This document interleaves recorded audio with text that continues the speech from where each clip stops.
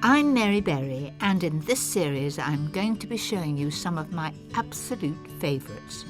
Not too difficult to make, not too many ingredients, and the sort of recipes that the family are going to say, ooh and ah, and please can we have them again? These favourites have been inspired by the places I love. The countryside, by the sea, markets and gardens. And of course, my home. I'll be sharing with you some brand new ideas and some recipes that I never ever tire of. Tonight, Is that a bit sharp at the moment? No, I think it's lovely. it's my favourites from the local farmers market.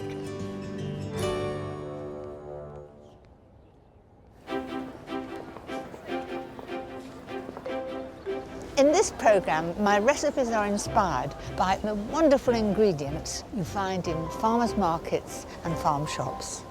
A visit to the farmers market is such a lovely thing to do. I enjoy seeing what's in season and meeting the local farmers and stallholders. There's a creamy, mature cheddar taste. There's nothing like the feeling of knowing exactly where your food comes from. Tonight, a delicious soup using one of British farmers' best-loved vegetables. Salads inspired by all those wonderful things that you can buy on the stalls. A family favourite with lovely local sausages. A showstopper pud perfect for hand-picked berries. But first, a dinner party dish with one of my personal market favourites.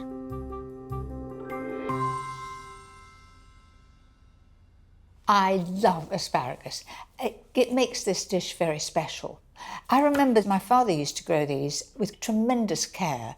I've tried to grow it, and as soon as you get weed in it, you're in trouble. I've never been successful, so therefore I go and buy it from a farm shop nearby. Start by seasoning 6 chicken breasts and seal them in a hot pan with 25 grams of melted butter and a tablespoonful of oil. All I'm doing with these chicken breasts is getting them golden brown on each side, but in no way are they done in the middle. That's exactly what I'm looking for.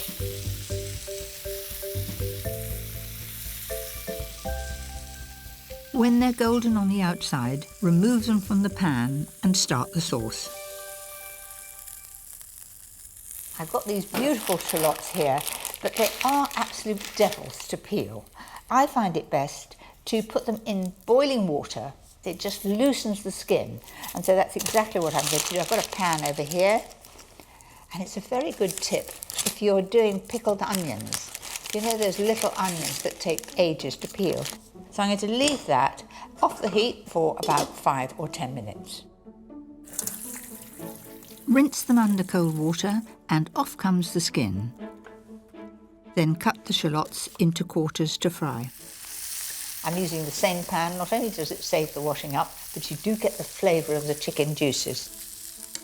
To thicken the sauce, use a heaped tablespoon of plain flour. This is an old-fashioned tablespoon. Measure it carefully if you like, 30 grams, but I promise you if I put that on the scales, that's what it'll be. So in the bowl. Combine the flour with some of the 400 ml of cold chicken stock. I'm going to make that really, really smooth. You might think it's a bit like making custard. Then I'm going to put the remainder of the stock in here, like that, and I'm going to pour that in, stirring all the time, and that will thicken it, which indeed it has. And this is absolutely smooth, as you can see. There's no sign of a little white lump.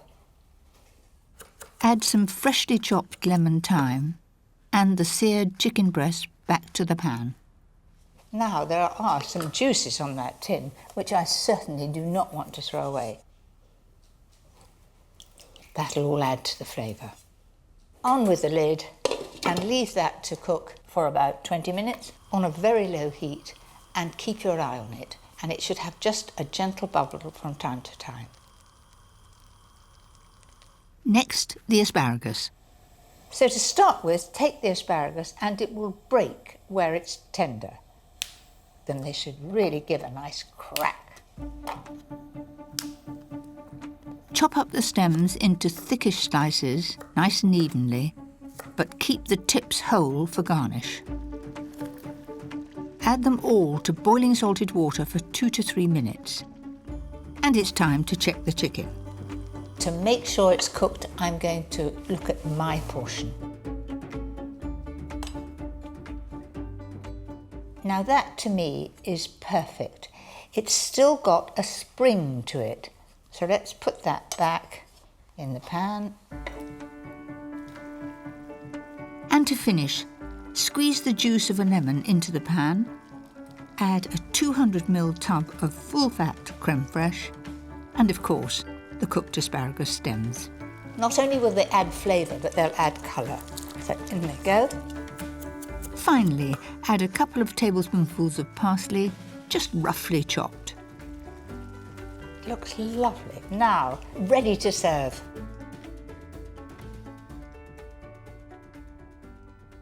There are those that like a lot of sauce, and I'm married to a gravy man, so all my recipes have quite a lot of sauce. Well, the smell is delicious. It's a lovely smooth sauce. It's a deep flavour of lemon, and it feels rich. I think that is a great dish to serve on a special occasion, so à table and enjoy it.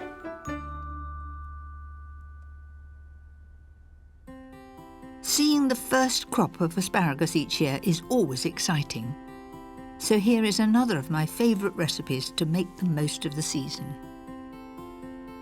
It is so simple, and there's only 3 veggie ingredients. That's onion, potatoes and asparagus. To make enough soup for 6, add a finely chopped onion and 350 grams of diced potatoes to hot butter and cook them down on a gentle heat for about 10 minutes. Now to the asparagus. This recipe, I use about 500 grams of asparagus. I'm cutting the top inch, and I'm going to use that for garnish. I'm going to put those into the bowl there. So those woody ends really haven't got so much flavour, and also to get them through the sieve would be difficult. So you just trim off those, and in my case, we put them on the compost. And remember those ends that I had left over this morning from the chicken? There they are, and I'm just going to trim them all off in one go. You can see how woody they are because I can hardly get through them. By now, the potatoes and onion should be nicely softened, so add 900 ml of either chicken or vegetable stock and bring it to the boil. Chop up the asparagus stalks and add them to the stock with some salt and pepper. And leave to simmer for a further 10 minutes. Now you can put this in a processor, or you can use a hand blender.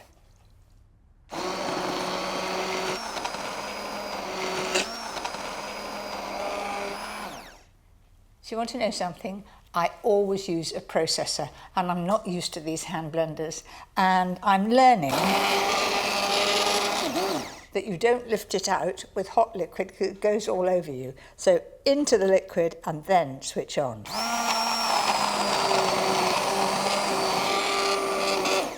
I have to say it's rather efficient. It's working very well. Once you've finished blending, press the soup through a sieve to remove all the woody bits.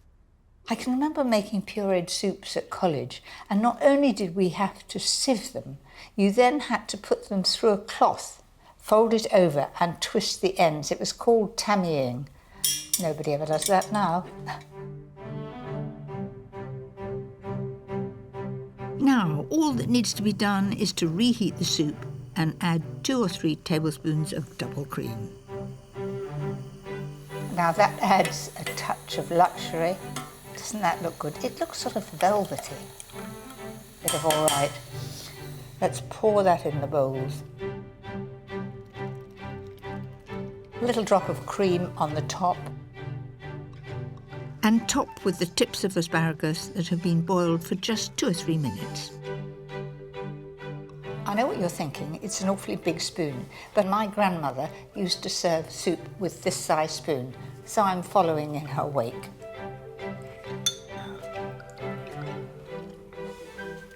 You know something? That really is delicious. It is so smooth and velvety, and there's no doubt what the flavouring is. I might eat the rest of that bowl in a minute.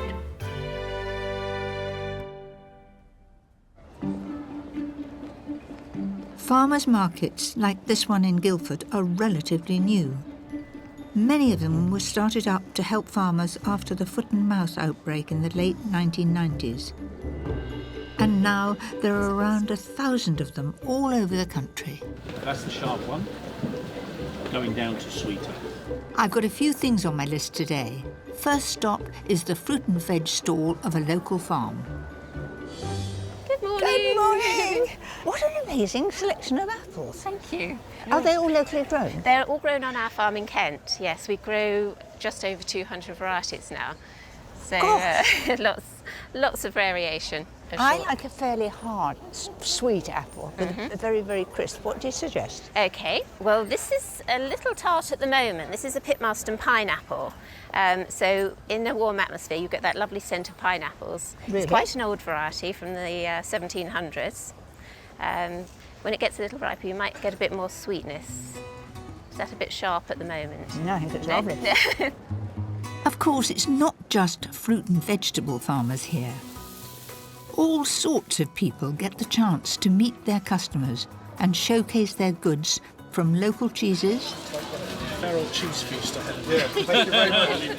to freshly caught fish I had sea bream yesterday. I want to do is absolutely. and some beautiful artisan breads. Which are the most popular ones? Well, the most popular are the spelts, wholemeal, Sussex kibble. What's Sussex kibble? Sussex kibble, this is a recipe that I found in a village called Storrington in Sussex, and this is kibbled wheat.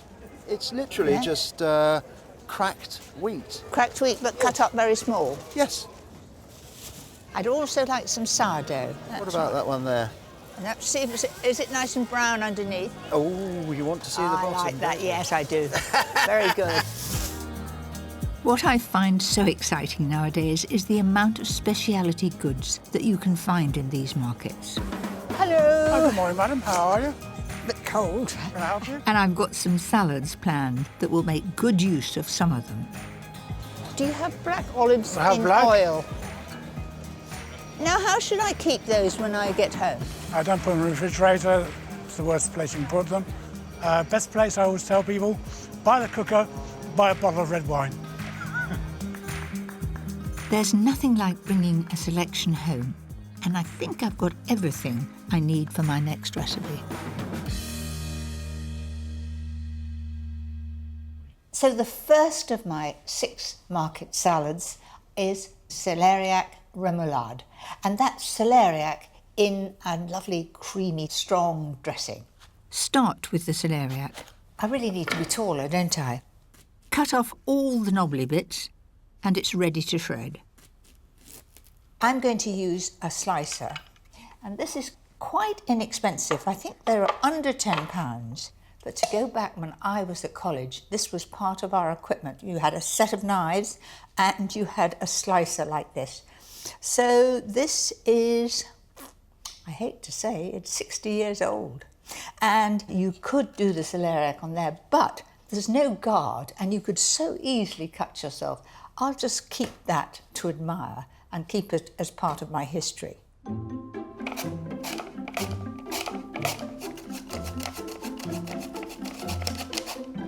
Right. To stop it from discolouring, coat it in a little lemon juice and a little water. And now for a lovely creamy piquant dressing. I'm using 6 tablespoons of light mayonnaise, a tablespoon of Dijon mustard, the juice of half a lemon, a dash of sugar and some seasoning. When it's mixed, drain off the celeriac, then bring it all together. And there we have our first salad, celeriac remoulade. Next, it's my quick and easy Caesar salad. The classic lettuce to use is a Kos lettuce. Dad used to grow these and he called them London lettuce. Don't ask me why, and it's not called London now, but often plants change their names. My version of this salad is really just a matter of chopping the beautifully crisp lettuce and making a simple dressing. And for me, that is what makes the salad. So in the bowl, I'm going to put 6 tablespoonfuls of mayonnaise. Now, a tip about doing this, you see how I put those blobs like that? If you actually put the blobs so you can count them, because at home, the dog can want to be let out, the phone can ring, and you can never remember how many spoons you put in. So I know I've put 2 in, 3, 4. Add 1½ tablespoons of Dijon mustard. I'm then going to have a dash of Worcester sauce. That just gives it a little pep up. Then season. Now add some grated parmesan. 1, 2. And crushed garlic. If the mixture is a bit thick, just add a little water to thin it out. So that's looking good. I'll just toss it, make sure that it's really well coated. And finish with shaved parmesan and some crispy golden crouton. I've made my cedar salad without any meat added. You could add chicken, you could add avocado, just whatever you like. Another idea to make the most of those market veg is to spruce up some marinated artichokes and red peppers with fresh basil and a little balsamic vinegar. Very, very colourful. And it's rather nice with the flecks of green. And to use those olives, how about my version of a Greek salad? Just add them to some crumbled feta cheese and sun-dried tomatoes, and finish with olive oil and a little salt and pepper. That's it. A lovely mixture. Then I've got some carrot. Now, carrot, coarsely grated, is delicious, but I like to add some lemon juice and some poppy seed, and that's exactly what I've done there. All very simple, a little bit of pepper and salt, and it's as cheap, very effective. Lastly, a tasty bean salad. Drain a tin of mixed beans, add some finely chopped spring onions, sliced celery and diced tomato. And for the dressing, I put some fresh tarragon in there with some oil, mustard, pepper, salt and a dash of sugar. So in that goes to dress it. Give it a good stir and there you have it. So that is my market salad. And I think that looks very tempting if you just want a light lunch and a little bit of everything.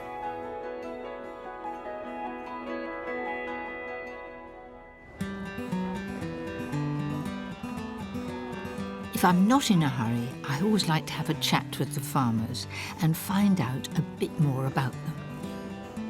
I'm the wife and Dad is a farmer, so... Georgina and John Emerson have been bringing their meat and poultry here since the market started almost 15 years ago. And what do you sell most of? Oh, we sell a lot of sausages, as you can see this morning. People had sausages during the Oh, week. so you've got all sorts of We do lots varieties We here. do about 25 different flavours, so we bring a selection each time we're at a market. Which is the most popular? Probably the plain out of all the flavours we do, but we do all kinds of different flavours with caramelised onion. We've got black pudding where we use a black pudding from Scotland. Oh, and here at the end, pork and leek, my favourite. Lovely, thank you. One of my favourite ways of using sausages is in my next recipe, roasted sausage supper. This is a true favourite of mine. It's a great family dish. Start with the vegetables. I'm using 500 grams of new potatoes, just chopped in half. 2 large onions sliced into wedges. Keeping the root on will help them stay together. And 2 red peppers, roughly chopped into bite-sized pieces. Now to the magic part of the recipe. A simple plastic bag. I'm going to put all these vegetables in the plastic bag some olive oil, and as you rub the bag, it's a light coating. I don't need to use too much oil, and my hands are clean. So let's just put those into the bag with everything else. Add 2 cloves of chopped garlic and some thyme to the bag. In it goes. Lastly, the sausages. As we saw, there was a huge variety of different sausages in the farmer's market. I still like pork sausages best, but I do like trying all the different flavours. These are herb and leek. Prick the sausages. I'm using 12 in this recipe. That's it. Add them to the bag, and in goes 2 tablespoons of olive oil. So then you want to hold the top of the bag and tip all these until every single one is well covered.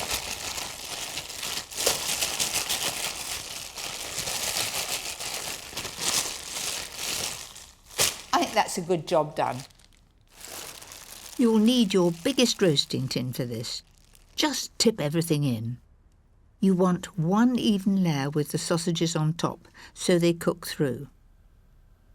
Right, that's all ready for the oven, and I'm going to cook that at 200 degrees fan for about 35 or 40 minutes.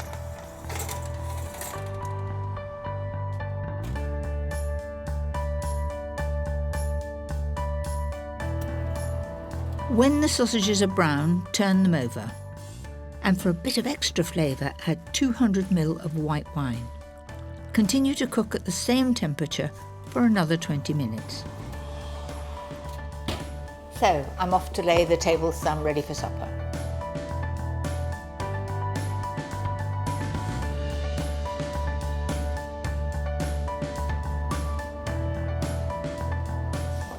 Well, it's had its time. Let's have a look. So how about that then? Doesn't that look inviting? You want to have everybody absolutely ready to come and help themselves, and you can really see why this is one of my favourites. All the washing up I've got is one tin.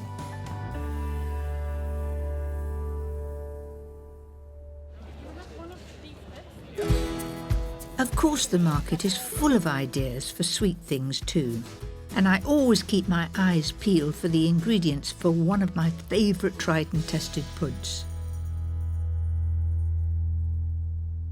Do you know, I get more letters, emails and questions about how to get success with a meringue than anything else. And I have a foolproof way that will give you success every time, so your problems will be over. So first of all, I'm going to separate the eggs. I've got 3 eggs here, and they're nice and fresh. The secret is to whisk on full speed, whether you're using a big mixer like this, or a handheld one, or even, I had one when I was first married, one that you just went like this like mad.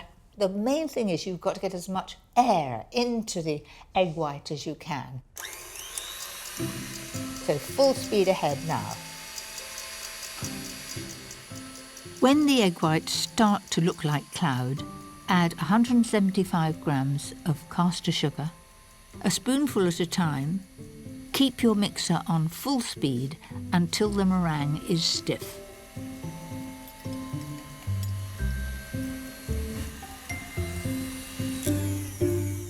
That looks about right to me.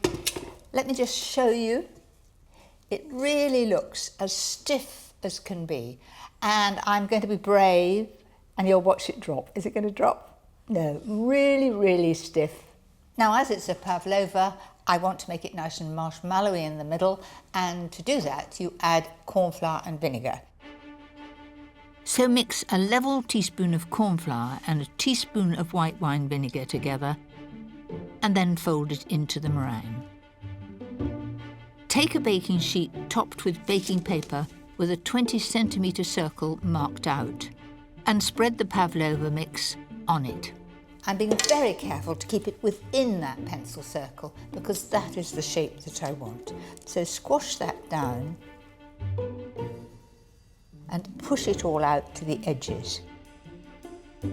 And if you have children or grandchildren who enjoy cooking, let them do something like this, perhaps for Sunday tea.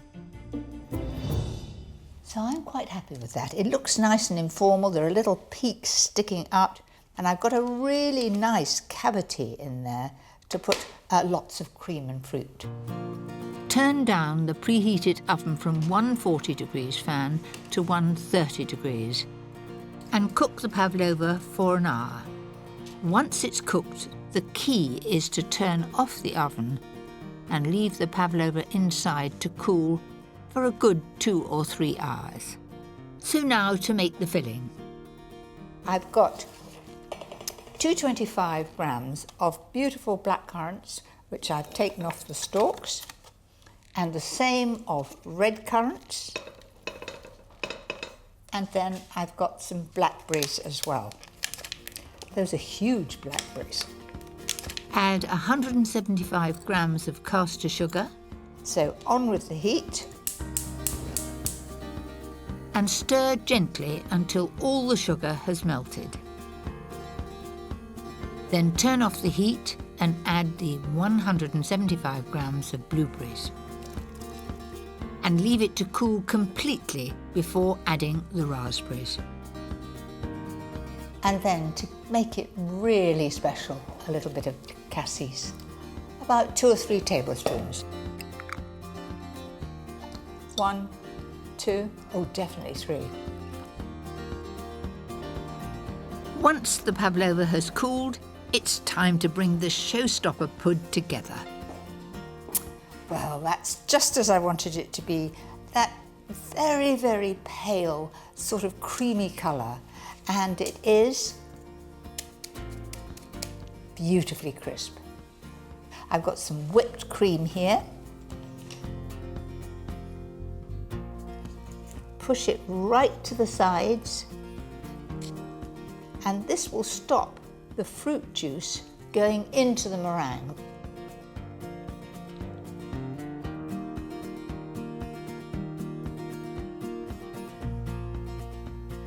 That looks pretty good, doesn't it? Do you know, I've been making this for years and I still get excited. It really is magical, and it is the most perfect thing to serve at any celebration.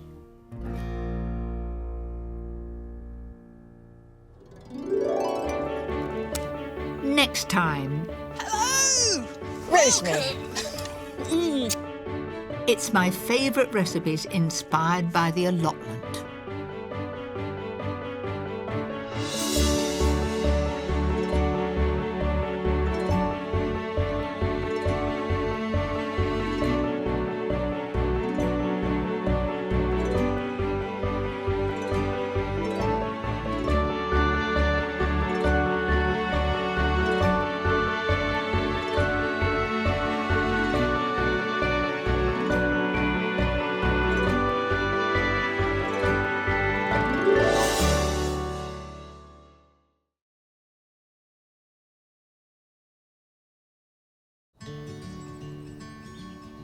I'm Mary Berry, and in this series I'm going to be showing you some of my absolute favourites. Not too difficult to make, not too many ingredients, and the sort of recipes that the family are going to say, ooh and ah, and please can we have them again? These favourites have been inspired by the places I love. The countryside, by the sea, markets and gardens. And of course, my home. I'll be sharing with you some brand new ideas and some recipes that I never ever tire of. Tonight, They should grow really well. it's dishes inspired by my love of fresh herbs.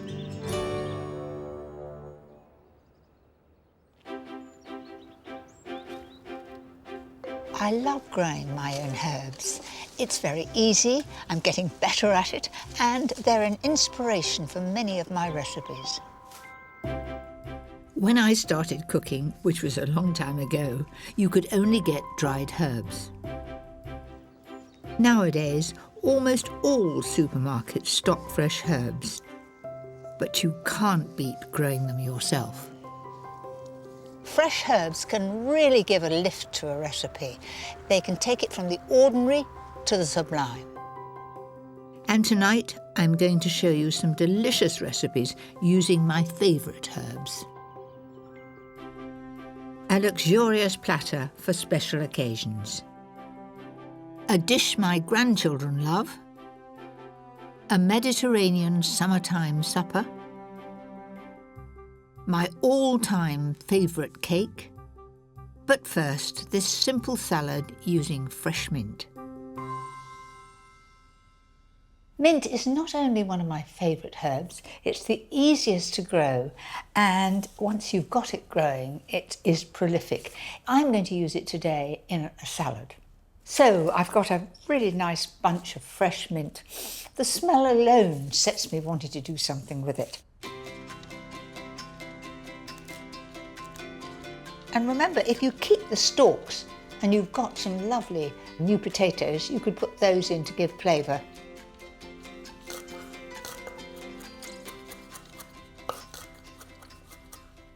Then I'm going to do the cucumber. This is rather a big cucumber. I'll only need half. Peel the cucumber and cut it down the middle. And I always take the seeds out for a salad because they just make the salad very, very wet. Then I'm going to just cut little half moons of it. All that remains is for me to do the melon. Isn't this a prize beauty? You know, you can grow them. Thomas, our son, has a raised bed and he grew them just about this size last year. I'm growing them too, but mine are miniature ones. So I'm going to cut that in half. And all the glory is in the middle. Look at that. Doesn't it look tempting? It makes you think of summer. Cut the melon into quarters and remove the skin. Cube and take out any seeds. This salad is simplicity itself. For a simple zesty dressing, I'm using the juice of half a lemon. You know, lemon and mint go so well together. 4 tablespoons of good olive oil, a little seasoning, and mix it till it all comes together. That's it, that's ready to go over the top. The melon in the base, some cucumber, generous amount of mint there. I'm also adding some halved black olives and feta cheese. And rather than doing it in neat little cubes, I just break it off in decent sized pieces, sort of crumble it.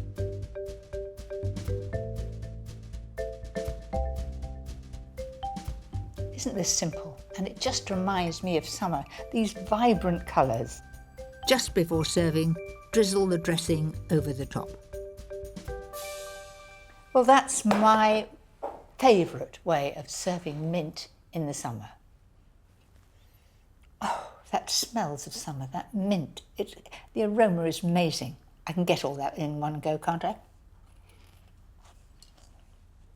To me, that tastes of midsummer, lovely warm sunny days, full of flavour and lots of crunch.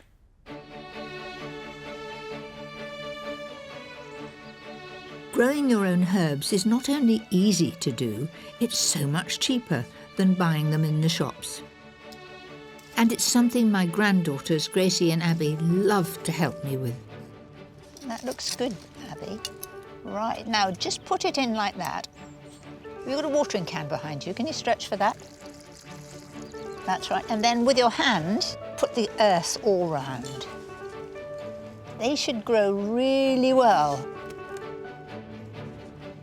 Thank you very much. Spending time with my grandchildren is one of my great joys, and my next dish is one of their favourites. So I've got 500 grams of good minced beef here. Add a finely chopped onion to the mince and 2 cloves of grated garlic. It's only actually since I've been married that we've had meatballs. Mum used to do what she called Scotch mince, and that was just fried mince, no onion, and a good gravy. We used to love that as children, but I've found that my young absolutely love meatballs. Then I'm going to put some thyme in there. Now this is broadleaf thyme, and as you can see, it's got a very woody stem, and it is very strong, much stronger than you would buy in a supermarket because it has matured over the years. Thyme is wonderful because it's always there, winter, summer, it doesn't lose its leaves. In it goes. Next, add 50 grams of grated parmesan and half a teaspoon of paprika. It gives a nice bit of colour to it. And then pepper and salt. 1 small egg, that just holds it all together. So just mix all that together. And do you know what? I'm going to discard the spoon and use my hand. You can really get the feel of it. If it's a wet day and it's school holidays, children will help. They love to help to cook, especially when it's something they're going to enjoy for their lunch. Shape the mixture into a cake and divide it in 4. Each section will make 6 meatballs. You just get the mixture, slightly damp hands, and shape them into a ball. I would say they're golf ball size. My husband plays golf. They look just like golf balls to me.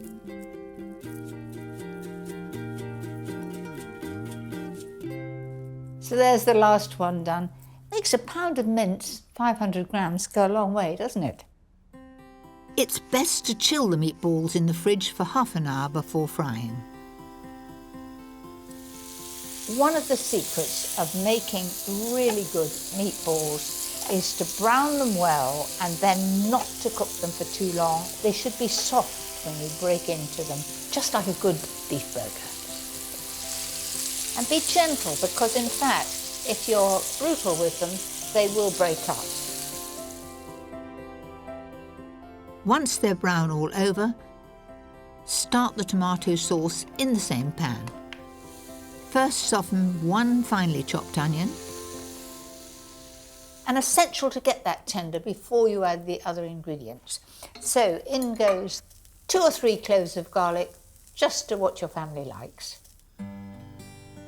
Add 600 ml of passata, 1 teaspoon of caster sugar, and 3 tablespoons of tomato puree. If you like it fairly piquant, a few drops of Tabasco, and then we need salt and pepper.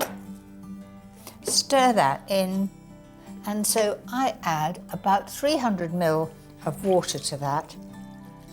You might say, why add water to that? But it does intensify the flavour.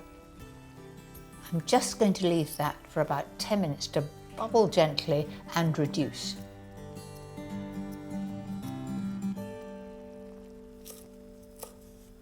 I love basil. It is an absolute natural with tomatoes. That goes in there like that. Then in goes the meatballs. Then a low simmer for about 10 minutes. Then it's done. And you serve it from the pan, 1 pan to wash up. That's a joy, isn't it? After 10 minutes, the sauce will be reduced and the meatballs will be wonderful and juicy. It really is an intense tomato flavour, and the basil is coming through. I think the family will really enjoy that. I've used herbs in my cooking all my life, but I never tire of learning more about them. I've come to the dairy in South London to meet Chef Robin Gill. He's well known for his brave and exciting use of fresh herbs, which he grows himself in his rather unusual garden. Come on up, let me show you what I'm most proud of. Well, one of the things I'm most proud of up here. We've been so lucky to have almost as much space on the roof as we do in the whole dining room. Well, this is quite amazing, isn't it? All growing in these boxes that are normally sort of chucked out once they've been used a bit for deliveries. Exactly. We did everything pretty much on a shoestring. The idea was that we could pick something up if it needed more sunlight or less sunlight and then just move it around. Robin's passion for fresh herbs means he now has over 40 different varieties growing on his restaurant rooftop. As I glance around, there's many of the herbs that I know. I mean, look at this wonderful French tarragon. Yeah, this is stunning. But I've no idea what that is there. Is it sweet Sicily? Exactly. I love it. I think it's got like a little bit of an aniseedy flavour. Let me tell you. So almost like a little bit like fennel. A little bit of an aniseed. It's very strong aniseed, yeah. Yeah. And something we really like and that we use a hell of a lot because it's quite versatile is sorrel. I find it quite refreshing, and we use it with fish, but also we've done a really interesting dessert with it at the moment. Really? I'd never think of putting sorrel with food. Yeah, we use it with sorrel and apple. And along here we've got, was it garlic chives? Yeah, this is normal chives and garlic chives. If you taste a chive like that, it's peppery, you know. Chives when you buy in the supermarket, it's just not got that same heat. It's completely, like, it's about it's times 100 the power of this chive compared to something I would buy. And that's one of the main reasons why we do this here. You can grow herbs anywhere. I mean, right over there's somebody growing it on a windowsill, very much in the style you're growing it here. Exactly. In boxes. And so you don't need a big garden to grow herbs. All the herbs that Robin grows feature on his menu. He often combines them in ways I've never seen before. 3 or 4 different herbs on one plate. And I can't wait to try some of them. So this is one dish which kind of really sort of sums up what we do here. We try to take 3 ingredients and just only use flavours like herbs just to intensify the ingredient. So we've got peas, celery, mint, and that's pretty much all it is. And then we just use herbs from the garden. We got some of the fresh sorrel here, the black pepper mint, Corsican mint, and then we got a little bit of the apple mint. Okay, and then finally, just the What's that? Mint snow, we call it. It's like a refreshing ice, so a really That's summery dish. That's frozen? Yes, frozen.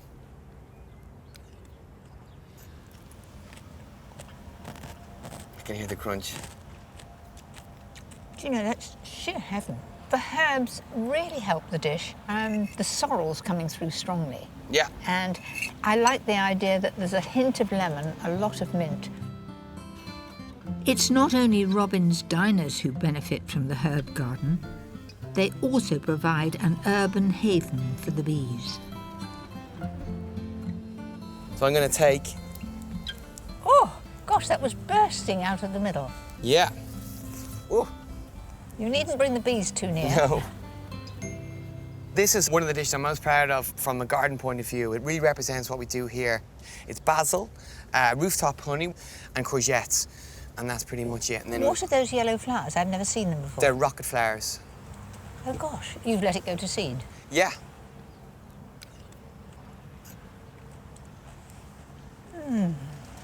The honey is unusual.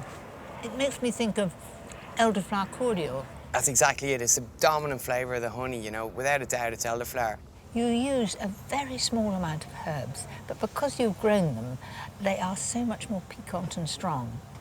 I've certainly learnt a lot, and I shall be using those rocket flowers. You mark my words. Excellent. OK, then. I've learnt a lot from Robin, and I'll definitely be planting a few new varieties in my garden next summer. My next dish uses one of the most popular and widely grown herbs, basil. Pesto lemon chicken. It is just lovely to have on a warm summery day, and it always reminds me of the Mediterranean. Start the dressing for the chicken with 6 tablespoons of mayonnaise and 4 tablespoons of fresh pesto from the shop. You can make it yourself if you've got a lot of basil, and it's simply basil, olive oil, garlic, pine nuts, and a little Parmesan cheese. So, juice of half a lemon. Now I use a lemon squeezer. I know the chefs just go like that and all the juice comes out. I don't seem to have those sort of muscles, so I use a lemon squeezer. Makes it easy and effortless. So I've got juice of half a lemon in there. Then I'm going to add some pepper and salt. Could that be easier? And you get a lovely, fresh, bright green colour. Now to the chicken to go in it. I'm using chicken breasts that I've lightly roasted for 20 minutes until they're cooked through. You didn't necessarily use breasts of chicken at all. You could use a whole chicken and just take the skin off and cut it into strips.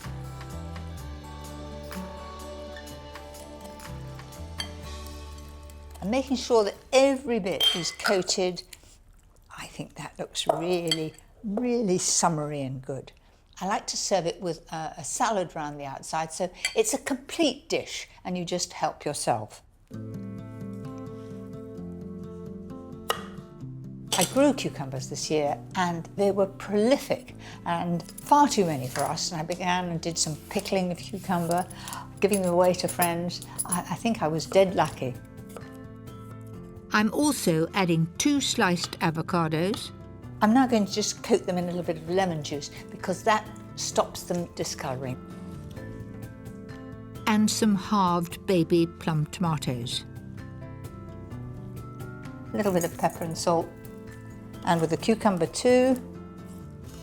Now I'm going to assemble the dish. I'm going to put the chicken down the middle. And remember, ideally make it the day before and just leave it in a bowl covered with cling film in the fridge, and the chicken will taste of basil. So quite sort of higgledy-piggledy here. This all looks so beautifully fresh and tempting. If you like, top it off with some micro herbs and a handful of toasted pine nuts. I'm just going to put a little drizzle of oil and vinegar dressing over the top. And because this is very much a basil salad, I'm going to put a few leaves on it. Like that on the top.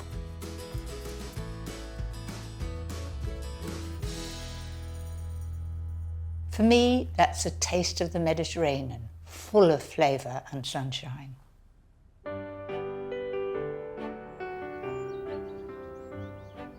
Herbs are a great way to add sophistication to a dish when entertaining guests. And I love using them to add zing to this salmon, prawn and potato salad platter. If we're having friends round and I'm doing a buffet, I always include a salmon dish. First, season 3 medium salmon fillets and add a good squeeze of lemon. Lemon and fish go very well together. Wrap them in foil. We don't need to seal it because it's not going to run away. And cook at 160 fan. And it'll take about 15 minutes.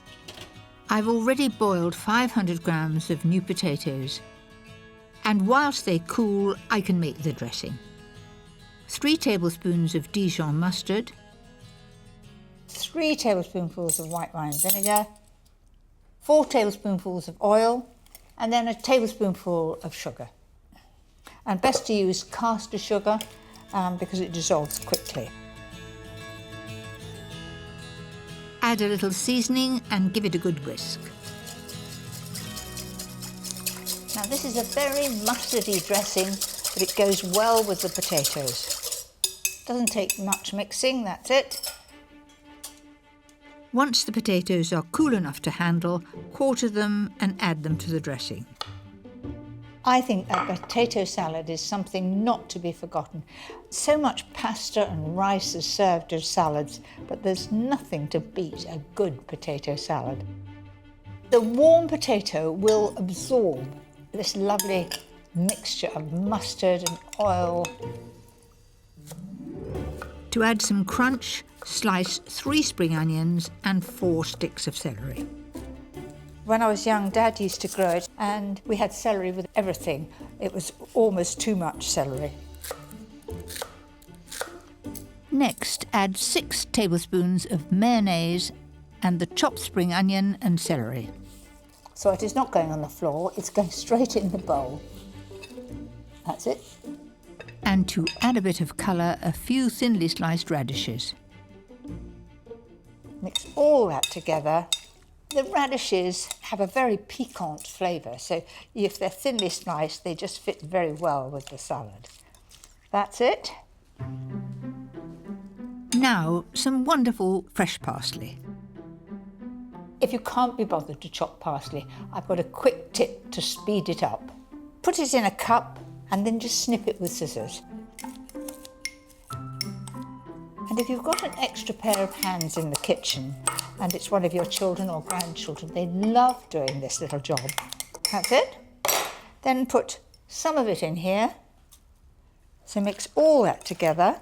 Parsley works really well in this potato salad because it gives the brightness of the green as well as adding to the flavour.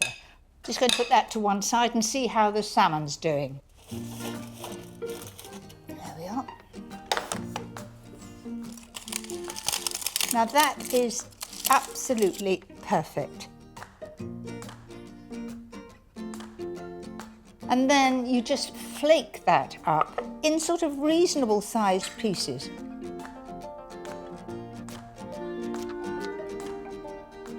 Potato salad down the centre. I'm trying very carefully not to drip it on the side.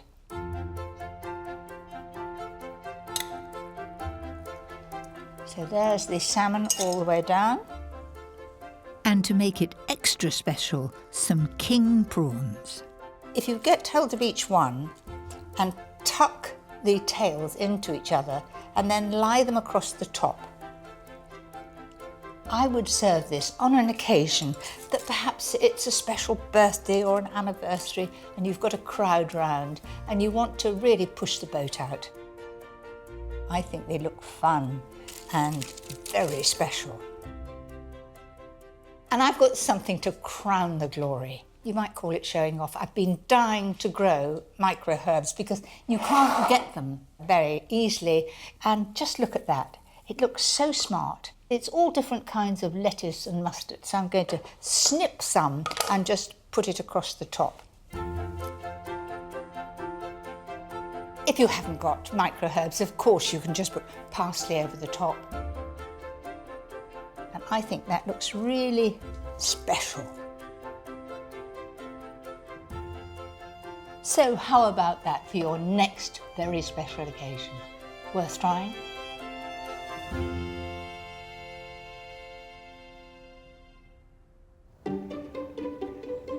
Herbs aren't exclusively for savoury dishes. They can also be great in cakes and puddings. Lemon verbena is the unsung hero of my herb garden. It's just wonderful in tea, but think further. Finely chopped leaves are a great addition when you want a lemon flavour. I love it so much, I'm going to use it in my signature lemon drizzle cake.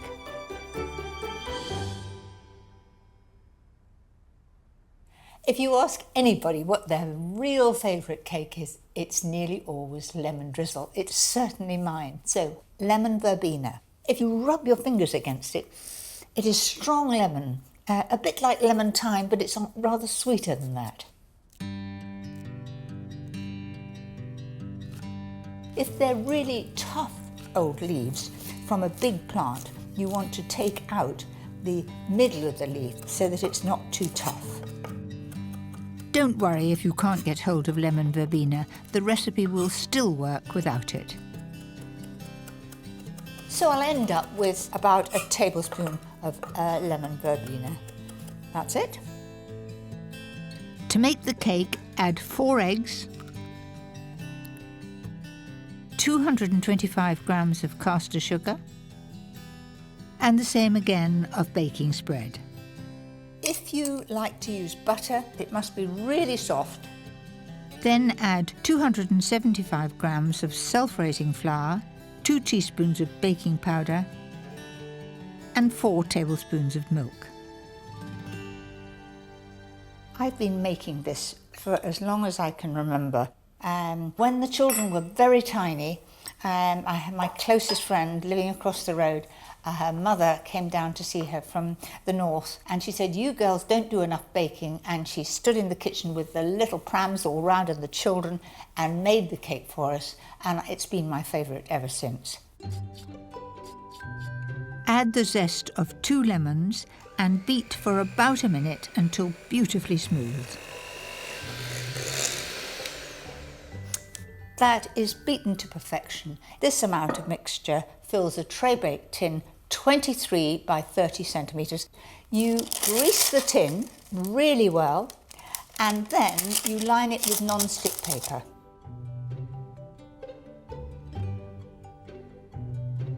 I've made more of these than you've had hot dinners. If you haven't got this size tin, the same amount of mixture will fill a 20 centimetre round tin or 2 1-pound loaf tins. It needs to go in the oven at 160 for about 35 or 40 minutes.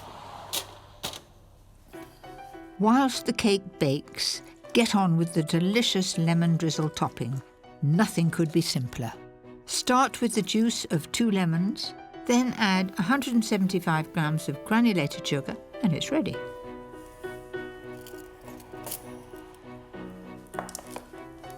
Well, that's just as it should be. A gorgeous pale golden brown.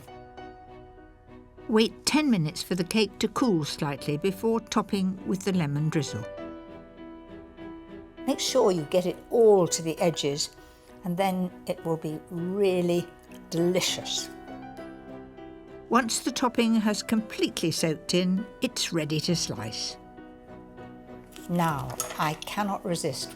That is as light as a feather. You can just see the flecks of lemon verbena. That is sheer bliss. When I finish that, I'm quite sure I'll be ready for another slice.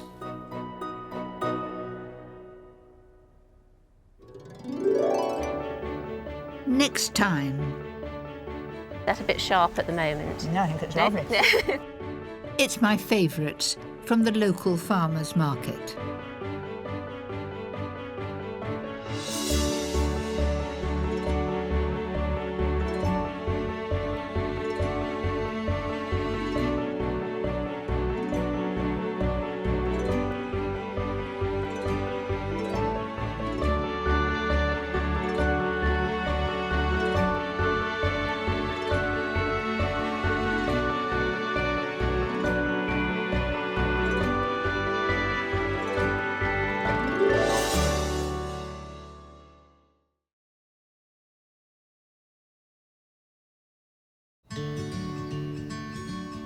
I'm Mary Berry, and in this series I'm going to be showing you some of my absolute favourites. Not too difficult to make, not too many ingredients, and the sort of recipes that the family are going to say, ooh and ah, and please can we have them again? These favourites have been inspired by the places I love. The countryside, by the sea, markets and gardens. And of course, my home. I'll be sharing with you some brand new ideas and some recipes that I never ever tire of. Tonight, Hello! Rosemary. it's dishes inspired by the wonderful world of allotments.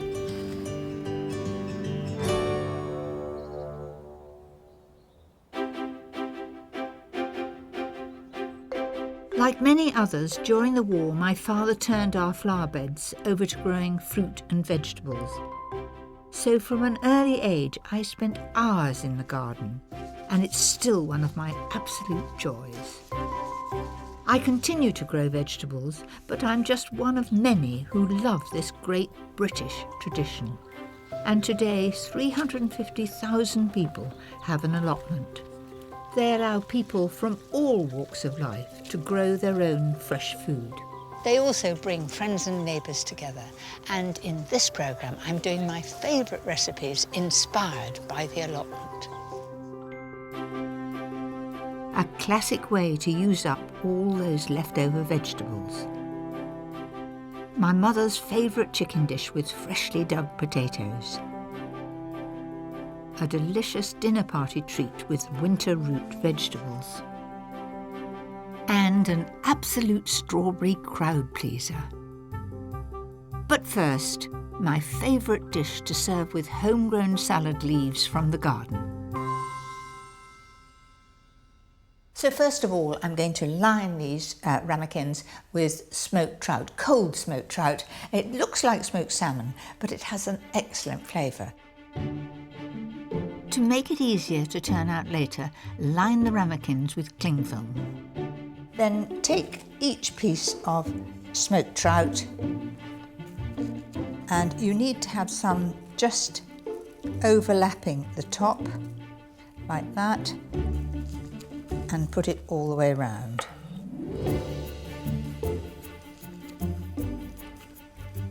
The aim is to make quite sure there aren't any gaps, and that is it already done. So next, the avocado filling.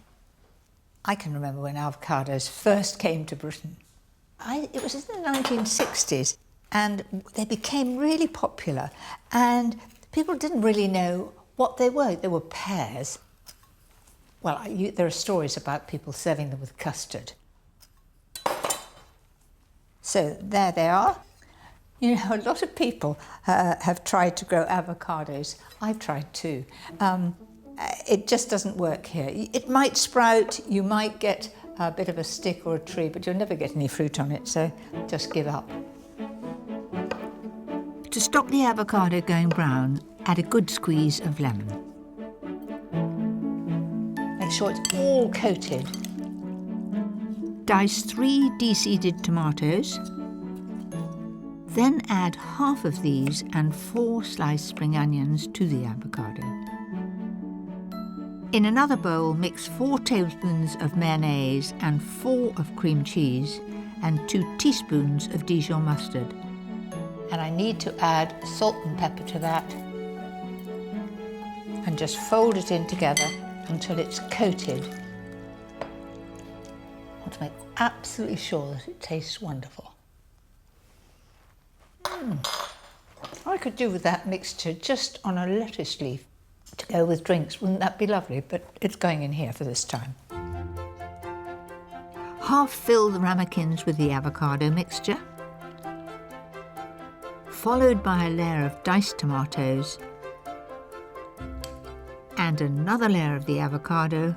And that's the last one. Then take each one and first of all fold over all the smoked trout. Then take the cling film, pull it up all round like that, then fold it over, and now you need to press it down just with your hand like that. If you don't press it down, it won't hold together when it's turned out. And that is ready to go into the fridge for 24 hours ideally.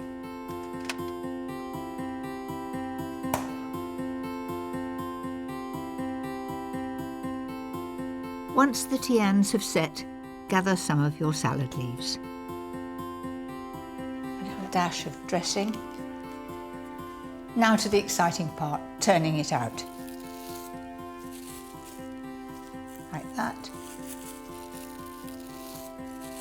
Doesn't that look special? I like to serve perhaps a really special bread with it and some unsalted butter.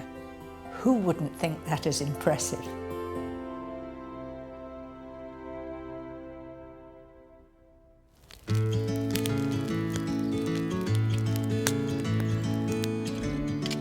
Whilst it's very tricky to grow avocados here, I'm off to see one of my oldest friends who, like me, loves to try and grow everything else. Hello! Welcome!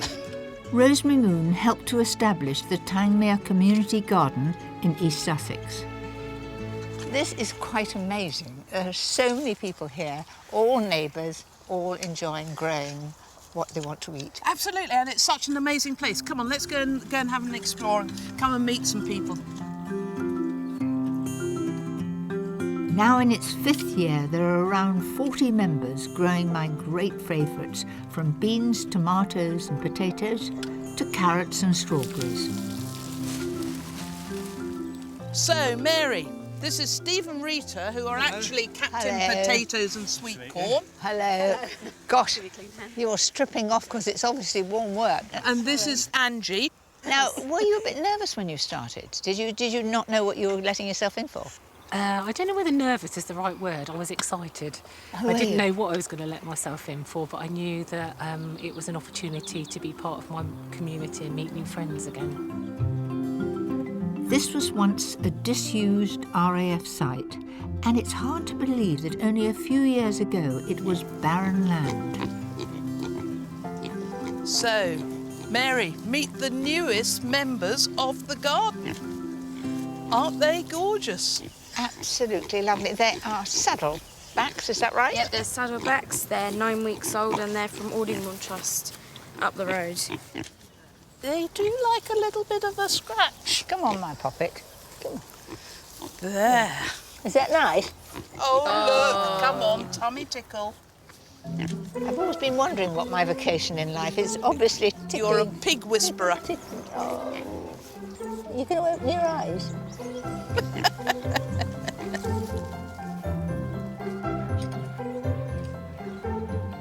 What I enjoy most about meeting other people who love gardening is to share tips and recipes.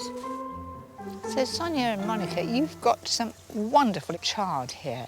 What do you use it for? We use this basically as the lasagna pasta rather than the lace. That is ingenious. So you layer up the meat sauce, the bechamel sauce, and then instead of pasta, the stalk of the chard. Yes. I can't wait to try Monica's chard lasagna. But first, one of my most treasured recipes to make with your freshly dug new potatoes. This really is one of my great family recipes. My mother thought it was good, so it must be good. I think I invented it, I suppose, 15 or 20 years ago, and I've loved it ever since. And it's the one recipe that my mother said, this is really so good. She then went home and made it.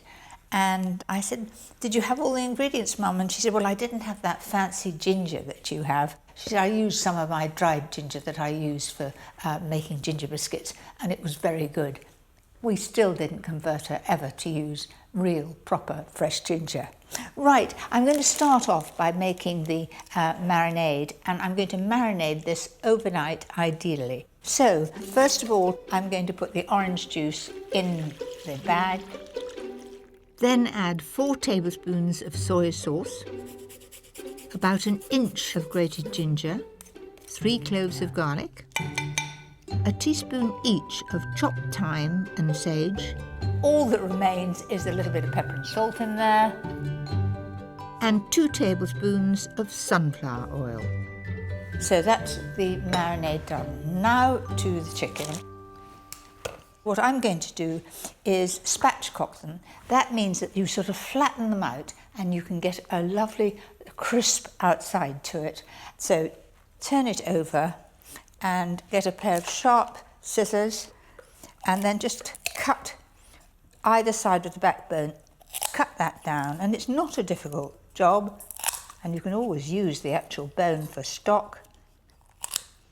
And then go the other side of it. I chose to use poussins. I think they're delicious young birds and they take on a great flavour from this sauce. Then I'm going to spatchcock the chicken. So with the back of your hand, just press that down and then take the wings and tuck them underneath. And you have your chicken already spatchcocked. Didn't take a moment. So put the poussin into the marinade. Now the good thing of doing it in a bag is you don't have a bowl to wash up, you don't get messy hands, and also putting it in the marinade like that means that you don't have to keep turning it, and there it is, getting that wonderful flavour. There we are. Now leave this to marinade, ideally for 24 hours. There's one. The smell is wonderful. It smells of herbs, garlic definitely. My secret to get a nice shine on the top of the chicken is to drizzle over some runny honey. Then that just helps it to get a nice colour on top. A little dab over the legs as well. So into the oven at about 180 degrees fan, just until it's got a nice colour. So that's had 20 minutes. There it is. Doesn't that look good? To make a nice rich sauce, add 1 rounded tablespoon of corn flour to a small quantity of the marinade and pour it over the top of the chicken. Then the rest goes in here. Pop it back in the oven for 15 minutes.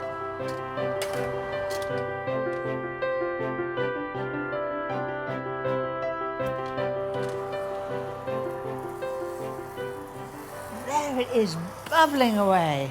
Ooh, that smells good. So we've got all the gravy in there, which will go beautifully with my new potatoes.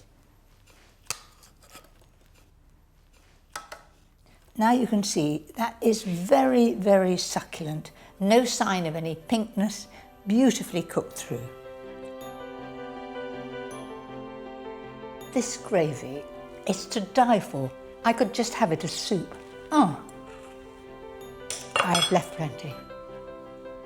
So there you have it. That sauce and the poussin goes so well with new potatoes. When you squash the new potatoes down into the sauce, heaven.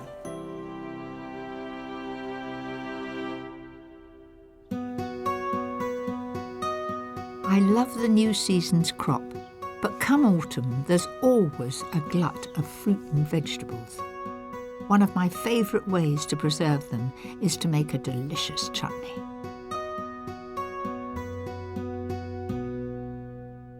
So I've got a lot of tomatoes here, and you know when they get a bit overripe, perfect for chutney.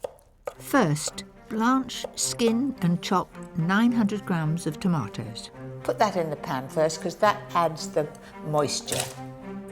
Then I'm adding 3 peppers, 3 medium onions, a courgette, an aubergine and 4 cloves of garlic.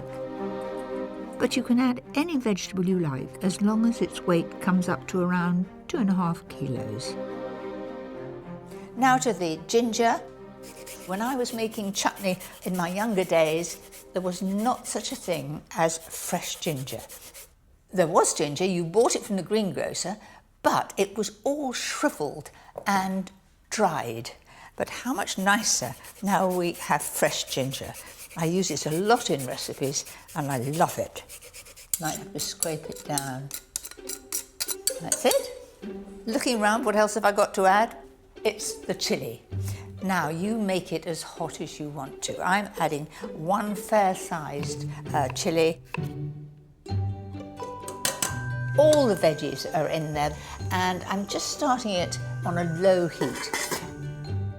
You'll need to leave this simmering for about an hour. Just give it an occasional stir.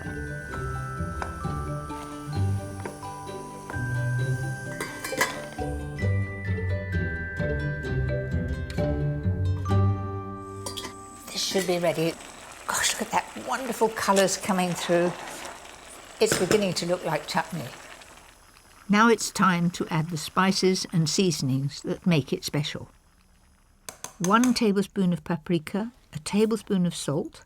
And then some pepper, just to your liking. And then I'm going to do some crushed mustard seed. It'll make it really piquant. So in that goes. Then add 300 ml of distilled malt vinegar and 350 grams of granulated sugar. Right, all the ingredients are in there. Give it a good stir. Now that smells a bit like a pickle factory. I love it because it reminds me that I'm going to get a wonderful chutney in the end. Once the sugar has dissolved, turn up the heat and bring it to the boil. While it's reducing, take care it doesn't catch on the bottom of the pan.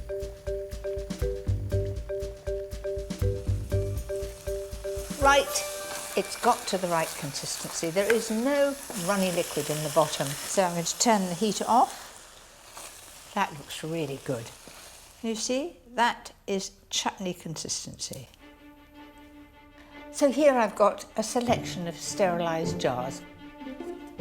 Just dollop that in. That's it. Push the chutney down. Make sure you don't have any air bubbles in it. Chutney will keep 2 years, providing you've got a good seal on the top. And once open, keep it in the fridge.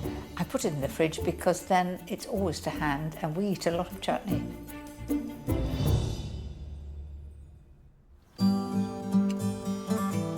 One of the special things about the Tangmere allotment is that it's not only about growing.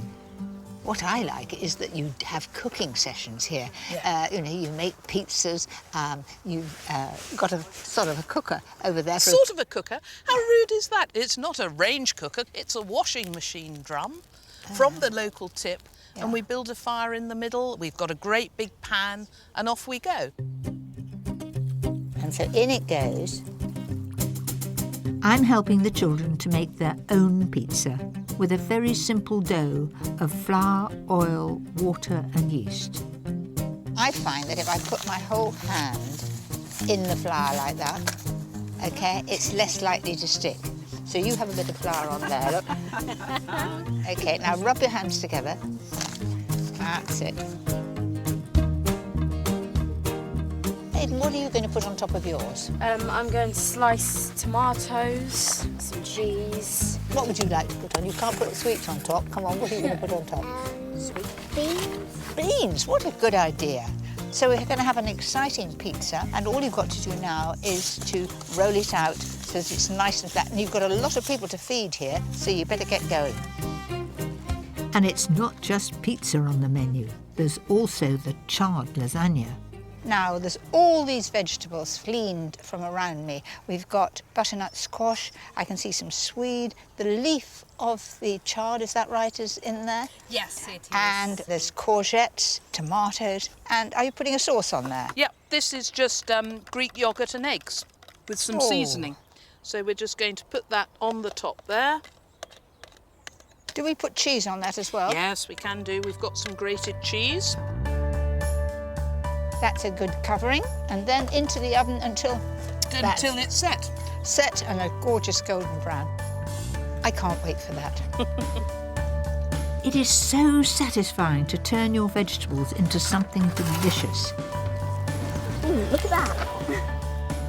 And my next recipe is a wonderful way to make the most of them. The popular lamb shanks are the rather large ones that come from the hind leg of a lamb, and they're very big. These are the fore shanks. That's from the front leg of the animal, and I think these are a much better size for one portion. And if you cook them long and slow, they taste absolutely delicious. First, brown the shanks in some really hot oil. The reason for browning them is it seals the outside. Also, it gets a lovely brown crust on them, and that helps to give colour to the casserole at the end, as well as flavour. Now add 2 large sliced onions and 2 cloves of garlic. Give that a good stir round. Once these have softened, add 400 ml of beef stock. So bring that to the boil. To thicken the gravy, take a rounded tablespoonful of flour and add 300 ml of red wine. You always read in recipes that use the dregs of the wine or the wine that's left. There's never any wine left in our house, so I will take it from the new bottle, but I shall have a little tipple later just to use it up. And just mix that to a paste. And because it's cold, it won't go in lumpy. So I'll pour that in, stirring all the time, and that will just thicken it up a little. To give the gravy extra depth, I like to add a teaspoon of chopped rosemary and a tablespoon of red currant jelly.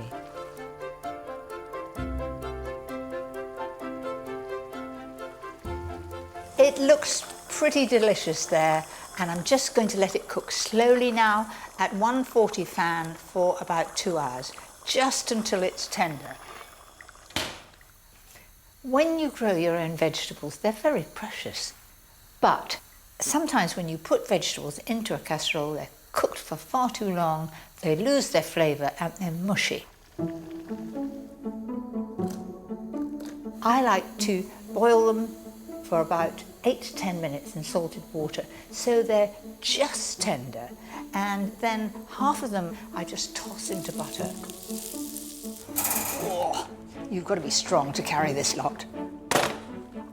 Oh, look at that. It's a really good, rich brown colour. Now add the rest of the vegetables to the casserole. So everybody will have some vegetables that are actually in the casserole and some that are lovely and fresh looking and colourful. And then a little of the sauce over the top.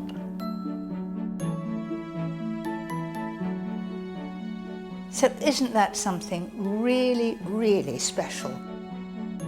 Now, I can't resist having a taste. It's coming away like a dream. Look at that. Don't you wish you were me?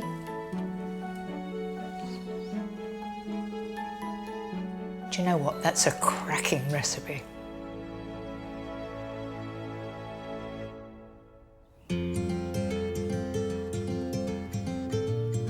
Ever since I was a child, I've loved picking berries. And there's no end to the delicious things you can make with them. Lucy's strawberry slices.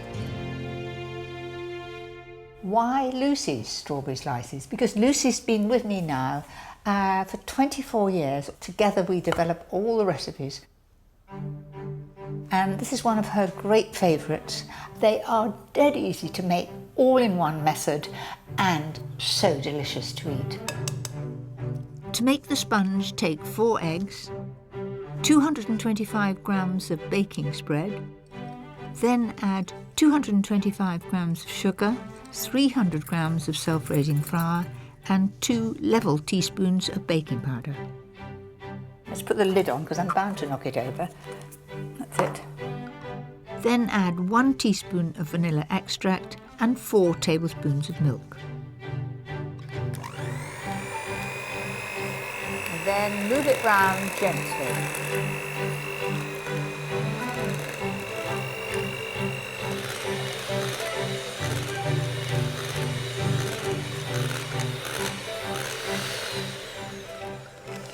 Now that looks lovely and creamy, beautifully smooth. Turn it all into a 23 by 30 greased and lined tray bake tin. Then just level that and push it right into the corners. It does seem very strange not to have little people around dying to lick the bowl. I miss it. But I do cook with my grandchildren. They always want to get to the stage of licking the bowl. So that goes into the oven now at 160 fan, and it will take about 35 minutes.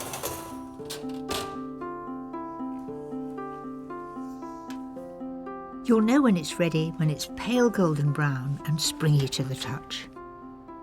Now just trim the edges and cut it into 27 pieces. Now you must think that's an odd number, but 3 9s are 27. So if I do 3 strips and then cut each one into 9. There we are, 27 little soldiers there. Now to the filling. Mix 2 tablespoons of strawberry jam with 300 grams of halved strawberries and add a squeeze of lemon juice. The strawberry jam just gives them a wonderful shine and a gloss. Add 200 ml of creme fraiche to 300 ml of whipped cream. Right, now to the filling of them. Then on go the strawberries. And gentle squeeze. And they look, I think, most inviting. A different way of having strawberries and cream. You're wondering what this one's? Did I forget to put it on the plate?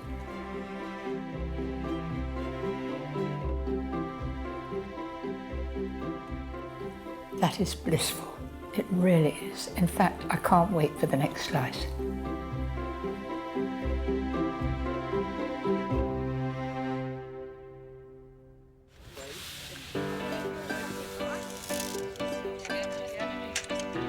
Do I push it right to the back? Yep. That's it. There we are. This is what it's all about. A day on the allotment, producing wonderful food. And the reward, right at the end of the day, is a great gathering like this. Tables being laid, all the food has come off the land. So I'm going to join them, and I'm hoping there's a very nice glass of cold white wine as well. Here's to Tangmere Community Garden. Every success in 2015. Thank you. Cheers.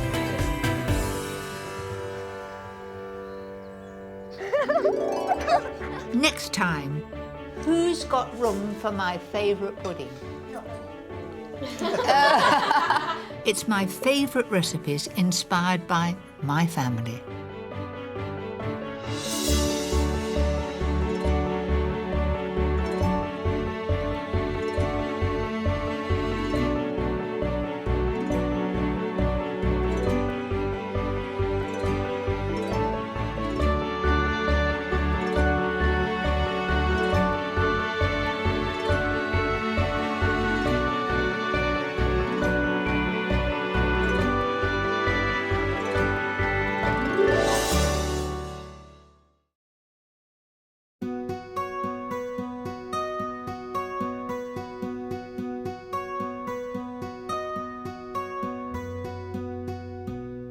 So I've got a lot of tomatoes here, and you know when they get a bit overripe, perfect for chutney.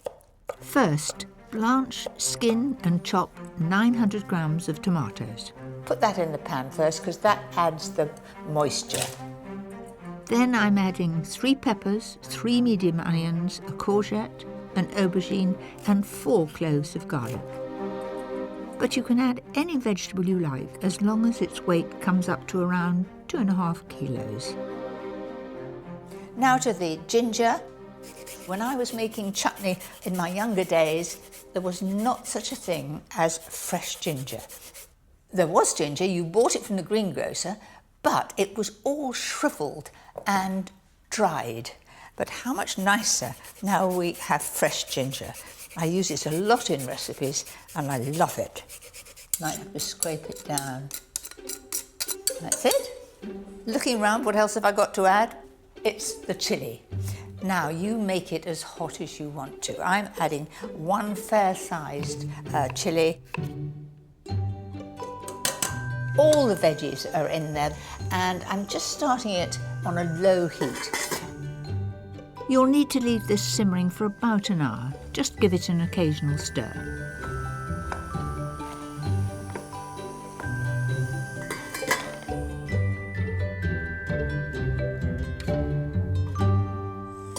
This should be ready.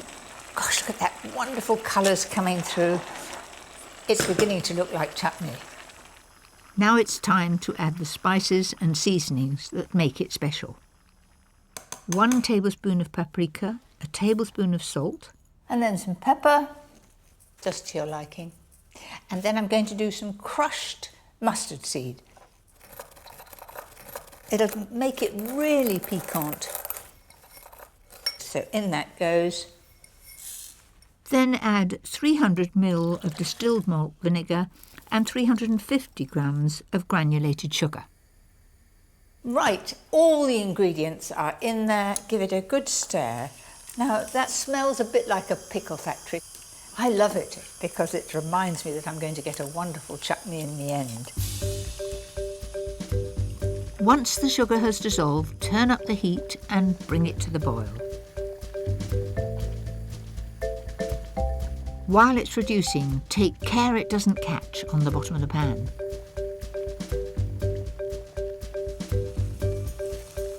Right, it's got to the right consistency. There is no runny liquid in the bottom. So I'm going to turn the heat off. That looks really good. You see, that is chutney consistency. So here I've got a selection of sterilised jars. Just dollop that in. That's it. Push the chutney down. Make sure you don't have any air bubbles in it. Chutney will keep 2 years, providing you've got a good seal on the top. And once open, keep it in the fridge. I put it in the fridge because then it's always to hand and we eat a lot of chutney.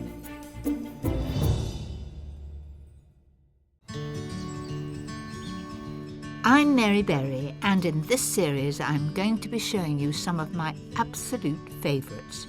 Not too difficult to make, not too many ingredients, and the sort of recipes that the family are going to say ooh and ah, and please can we have them again. These favourites have been inspired by the places I love. The countryside, by the sea, markets and gardens. And of course, my home. I'll be sharing with you some brand new ideas and some recipes that I never ever tire of. Tonight, don't you lose it now. Oh, there we go. There's your fish. Food inspired by my love of the countryside.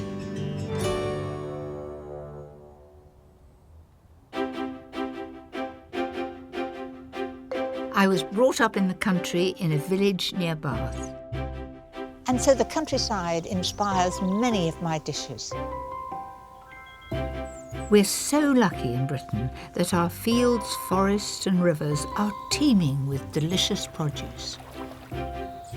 Whether it's game, hedgerow fruits, wild mushrooms or wonderful freshwater fish. What a little beauty, Isn't aren't that you? lovely? I can't help but be inspired. And tonight, I'm sharing my countryside favourites with you. A dinner party treat with pheasant, my family's favourite lasagna, a delicious mushroom feast for any time of day, and a great idea for windfall apples. But first, these little mushroom Scotch eggs, perfect for a countryside picnic. When you think of Scotch eggs, you think of a hen's egg with a nice sausage coating. But I'm doing them with a difference, using quail's eggs and putting a lovely mushroom mixture outside. To start with, place the eggs in cold water, bring them to the boil and let them cook for a further minute and a half. Whilst they cool, that's it. Start the coating. I've got 2 shallots here. It's important to cut them really finely because they've got to be small enough to coat round those little eggs. Fry off the shallots before adding 250 grams of finely chopped chestnut mushrooms. Then add 30 grams of panko breadcrumbs. And mix all that together and then cool it into the bowl. Now to get on with the tricky job of peeling those tiny eggs. So take each egg and roll it on the board and then peel it. Not much you can do with the shells. Some people put them round their hostas. I know I do. I give them a good crushing and it stops the snails eating them. This is a very boring job. If you've got someone who wants to help you in the kitchen or someone you want to keep busy, say, why don't you peel the eggs for me? By the time you're done, the mushroom mixture should be cold enough to add a hen's egg. This will help to hold it together. I'm now going to take my eggs and mushrooms to my production line over here. Roll the eggs in plain flour, then coat each one with the mushroom mixture. It's quite a gentle process because the egg yolk isn't quite hard in the middle, and you've got to do it with great care. Finally, dip them into flour, egg and breadcrumbs. So there they are, beautifully coated and ready to fry. Now, if you want to do this a day ahead, just leave them like that on a plate in the fridge and fry them when you need them. Heat a good amount of oil and shallow fry them until golden and crispy. Keep turning them round. They do look really good, don't they? These look perfect. That's it. Allow them to cool slightly before slicing. Just go gently around the crispy outside and then straight through the middle. And all is revealed. Just look at that. Absolutely perfect. Imagine being on a picnic on a sunny day in the countryside, just having that. Could you beat it? I don't think you could. One of my favourite things to do in the countryside is to forage. But in the autumn, the woods come alive with one thing I'm a little wary of picking: wild mushrooms. Many varieties can be deadly, so I'm getting some expert advice. Today, hopefully, we're going to find some really easy to identify edible types like the porcini. Marlowe Renton knows everything there is to know about wild mushrooms, and there's no better place than right here in the New Forest. Wait a minute. Well, I can see a treasure here.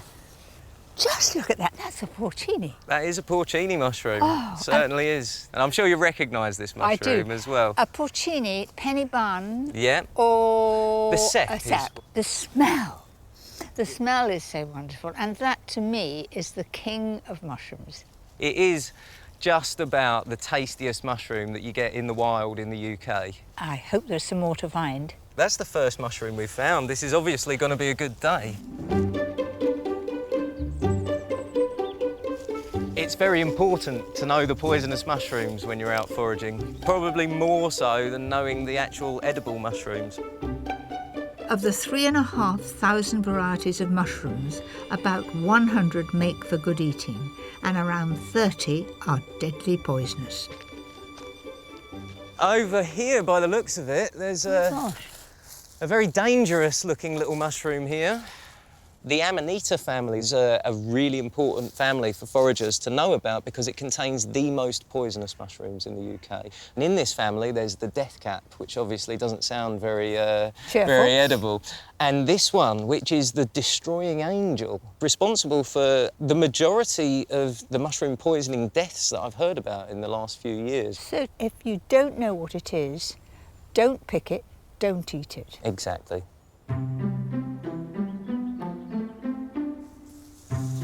There's something white over here. Do you know what those are? Oh, wow. Do you recognise this mushroom? This Not is the at sort all. of mushroom that you find in restaurants and all the best markets in France. This is a gourmet mushroom. First of all, as you said, it's kind of a whitish cap. Yep.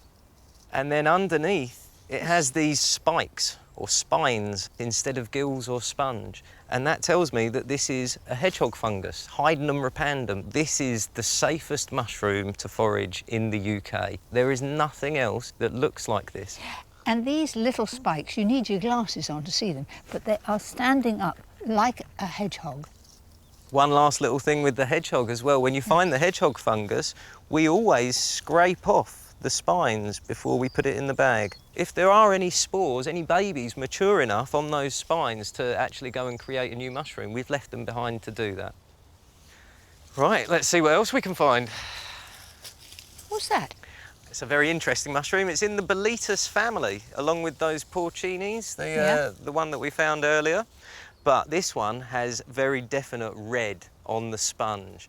And secondly, when we cut through this Mind mushroom, your hand. it will stain very blue very quickly. Good gracious, that is unmistakably blue. And also it looks a little bit frightening. I wouldn't go for that. If you don't really know what you're doing, you should leave them behind because some of them are deadly poisonous. If you are not brave enough to go picking by yourself, stick to the huge variety you can find in the shops. Now, to make the most of them, here's a favourite of mine.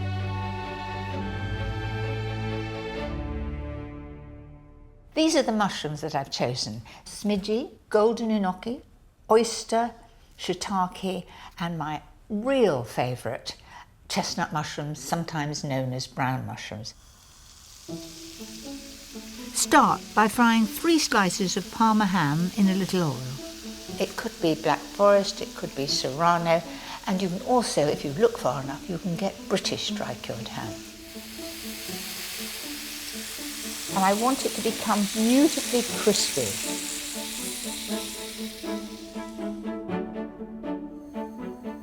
In the same pan, add a little butter and lightly fry 2 slices of brioche.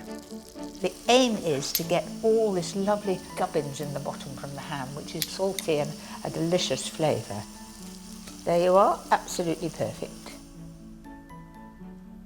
Now to the mushrooms. I'm going to take some of the stalk off, and then these little chaps. In the war, we lived in a house with a cellar, and Dad used to grow mushrooms in the cellar, and it was almost like magic. The day before you wouldn't see any mushrooms, and then you would these little tiny button mushrooms. So I've enjoyed them all my life.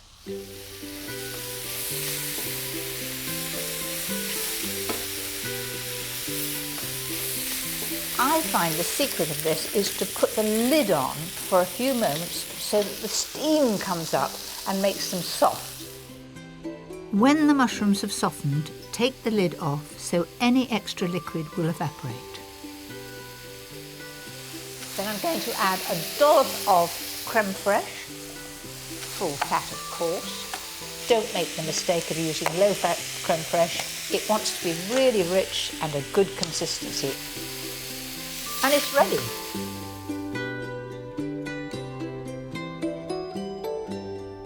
Really looks delicious. Top it all off with the crispy ham and a few parsley leaves.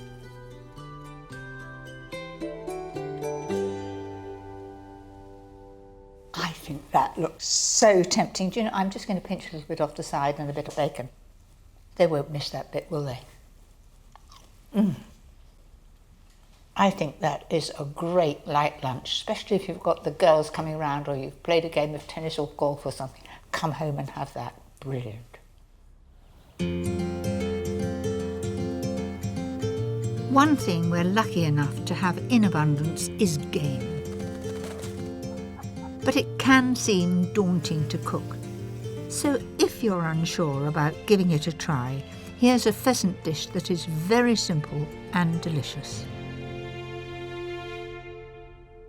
When I was young, we had quite a few of the blessings from the countryside. We'd have rabbit and mustard stew, we'd have a casseroled pheasant. You could go to your butcher and get those, and they weren't on ration. So you can imagine we had them quite often. Start by seasoning the pheasant breasts and sear them in a hot pan in oil and butter. Before I turn them over, I'm going to put a little bit of pepper and salt on the second side. It's worth giving game a chance, but you could just as easily use chicken breasts. Look at that for a lovely colour. Just golden, just round the side there, and quickly turn it over. You don't want to cook them through. I want them still raw in the middle. Put the breasts to one side and start your sauce by cooking 1 roughly chopped onion in the same pan.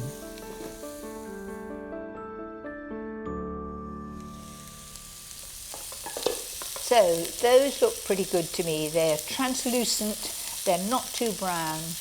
I like leaving them in great big pieces. I think it looks good. This is one of the recipes that you really don't have to chop them finely. Now add 2 level tablespoons of paprika,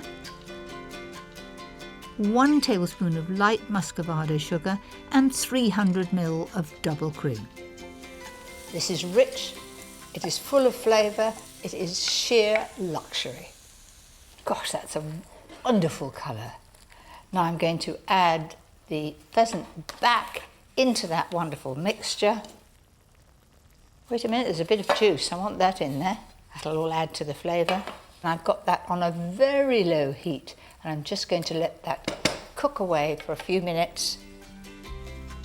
In a separate pan, fry off 250 grams of sliced chestnut mushrooms in a little butter. It may seem fussy to do them separately, but it makes all the difference. They get a little bit of colour, you evaporate some of that liquid, and they don't look sort of pale and insignificant in the dish.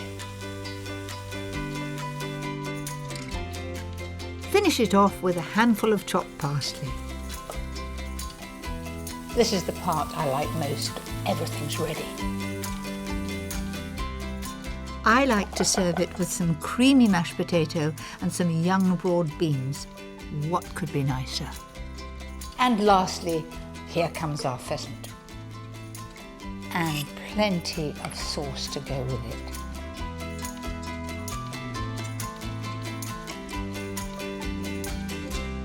Now, who could resist that? My pheasant breasts with a rich, creamy sauce with mushrooms and paprika.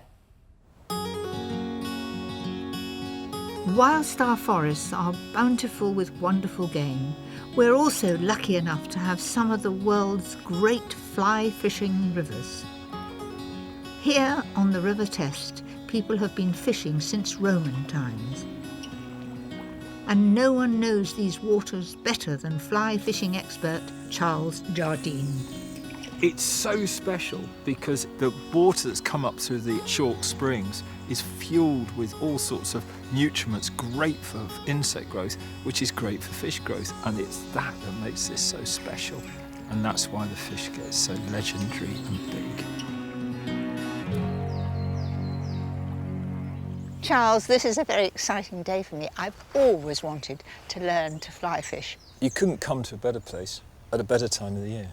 Really? Yeah. Oh, well, that's comforting. And you can see how clear it is. Look at it. I mean, it's beautiful.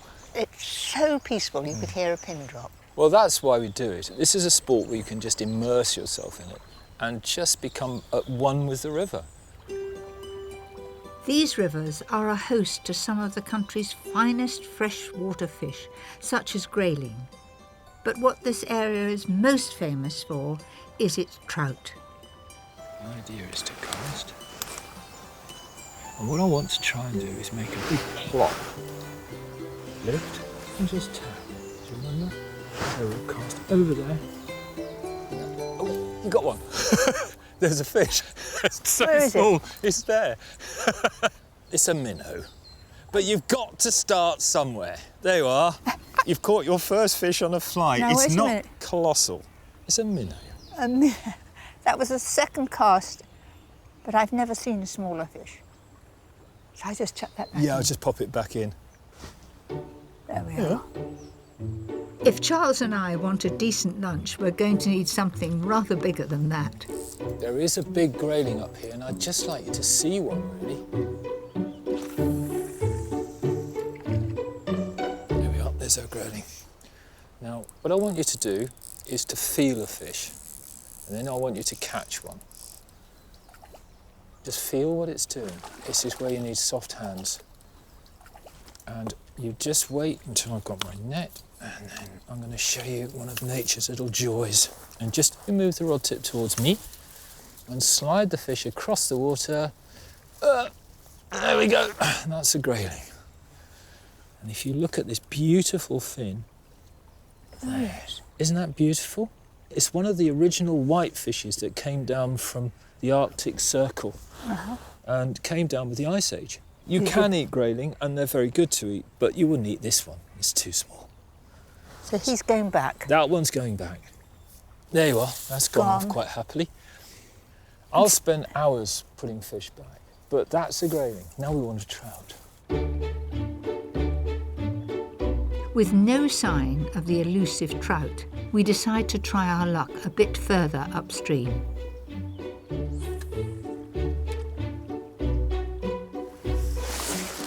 It's a rainbow. You've got your trout here. It's a lovely little wild fish.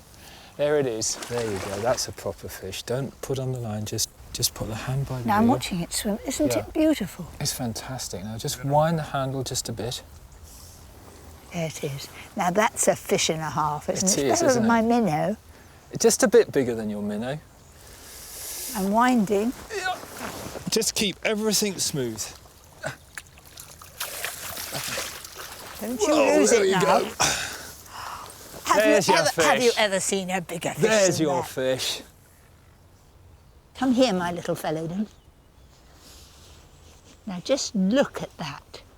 I think that's a sheer beauty, and I reckon it weighs a couple of pounds, something like that. I think so. Would serve two. Absolutely. You and me. Gosh, it would. Lovely. I can think of no better way to enjoy a freshly caught rainbow trout than to simply fillet it and then fry it in a little butter. Look at that. Look. That's fantastic. Look Not at that. bad.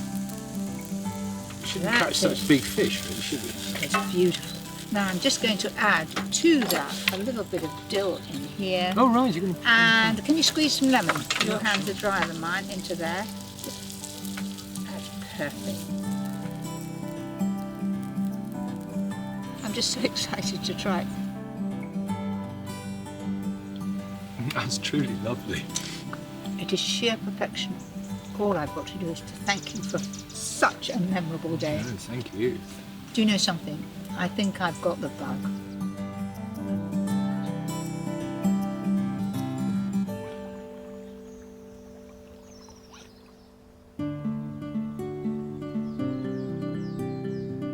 After a long day out in the countryside, I like something quick to prepare and hearty to eat. And this lasagna using sausage meat and mushrooms is a real favourite of mine. I've been making this lasagna for quite some time, and my family think that it's the very, very best, and I'm very pleased with that because it's so quick and easy to make. Start by frying off 450 grams of sausage meat. Every little bit wants to be a lovely golden brown colour. Sausage meat has wonderful spices that are so good for lasagna. Add 2 tablespoonfuls of flour, 2 cloves of crushed garlic and 1 chopped chilli. I suppose it's quite unusual to put a bit of chilli in, but my lot seem to like chilli and things more and more and more, so up to you whether you put it in or not. Gosh, that looks quite colourful with a fleck of red in there. Then mushrooms, thinly sliced. Fry those for a few minutes. Then in goes the creme fraiche. The creme fraiche is to replace a bechamel sauce. And it is so simple, easy, and a lot less effort. At this point, add a generous handful of chopped spinach.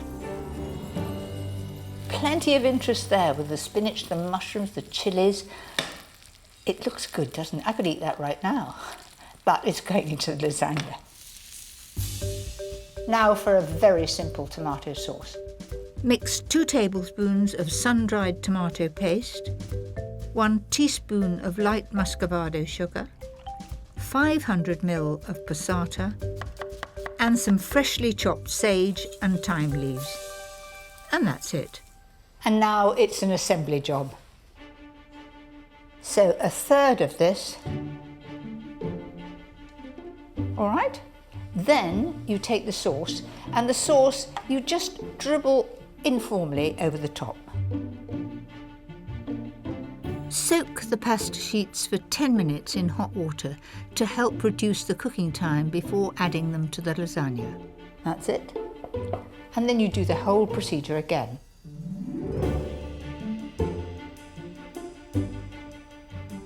Top it with the final layer of meat and the last of the tomato sauce. And just to finish that off, giving a lovely crispy top, some cheese. I like to use cheddar cheese, but you can use any hard cheese or end bits that you've got left in the fridge. And that will all melt and become crispy on top. Cook it at fan 180 for 20 to 30 minutes. Until the pasta is soft and the top is golden. Oh, just a gentle bubble around the outside. So I reckon that'll serve about 6 people, and it's best served the moment it comes out of the oven. Oh, look at that.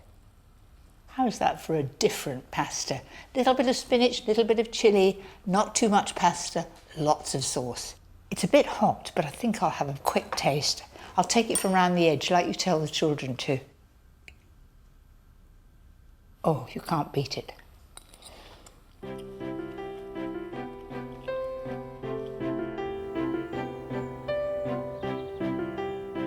There is nothing I love more than a long country walk with my husband Paul and the dogs. Oh, there look some good ones over there. It's a perfect excuse to gather blackberries for a pie. I'm not the only one that likes blackberries. Sloes for sloe gin. Even windfall apples, ideal for my next recipe. These mini apple and almond cakes. To start with, I'm using melted butter. There aren't many cakes except for gingerbreads that you use melted butter. It's cool and I've got 75 grams. Then 100 grams of caster sugar, 100 grams of self-raising flour. This is really so simple to make. Add 1 egg and half a teaspoon of almond extract. You just start beating it, and it's not difficult. I wouldn't bother to get the machine out for this. That's it. Nothing could be simpler. I usually use a cooking apple. A Bramley would be ideal. And if you haven't got perfectly shaped apples and they're windfalls and bruised on one side, perfect way of using them up. Slice the apples and we're ready to assemble. Start by placing 6 buttered rings on non-stick paper. A spoonful of the mixture in the bottom.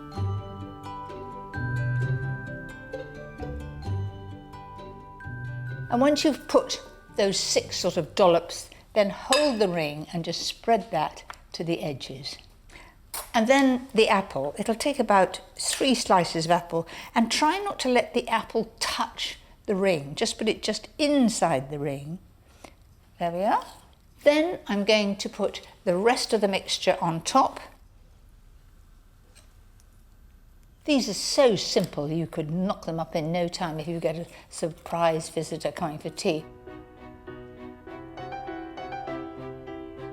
Level the tops off with the back of a spoon and sprinkle with flaked almonds. That's it, they're ready for the oven.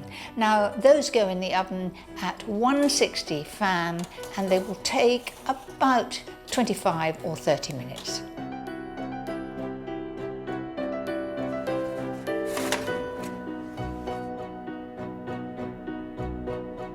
Leave them to cool for 10 minutes before removing from their rings. Oh, they do look lovely. I love the straight sides. They look very professional.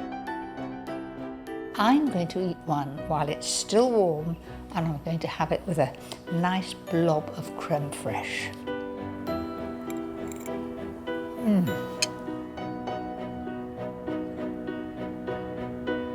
That is sheer heaven.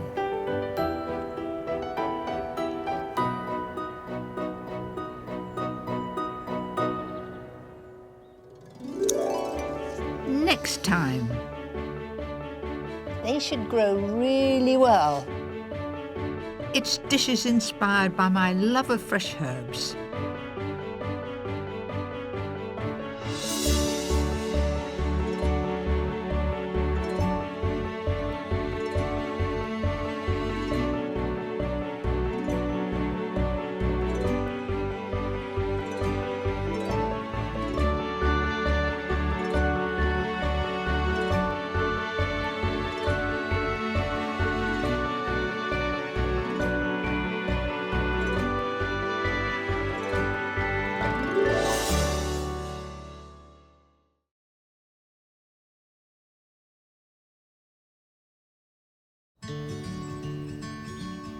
I'm Mary Berry, and in this series I'm going to be showing you some of my absolute favourites.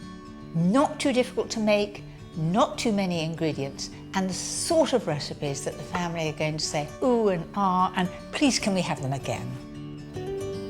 These favourites have been inspired by the places I love.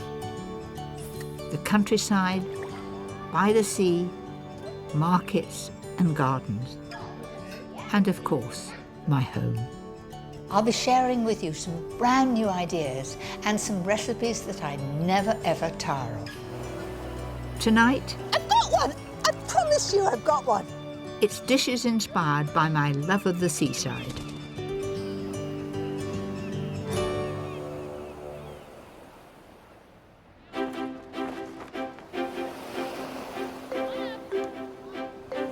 Some of my earliest memories are holidays by the seaside. In those days, we never went abroad. No matter what the weather, we were always on the beach. And some of my fondest food memories are from those trips. Tonight, I'm cooking some of my favourite dishes inspired by the great British seaside. A smart and delicious fish supper, a luxurious linguine, my right royal fish cakes, a homemade ice cream the family will love. But first, no fuss goat's cheese and shallot tarts with a crisp walnut pastry. These tarts are perfect to take down on the beach for a picnic. So, to begin with, I'm going to make the pastry. It's a different pastry. It's walnut pastry. Into the processor goes 175 grams of plain flour. I'm just going to season that a little, up to you whether you do, just a little bit of pepper and salt, like that. Then I'm going to add 100 grams of butter. I think it's better to have the butter fairly firm. Then on with the lid and process it just until it's sort of like breadcrumbs.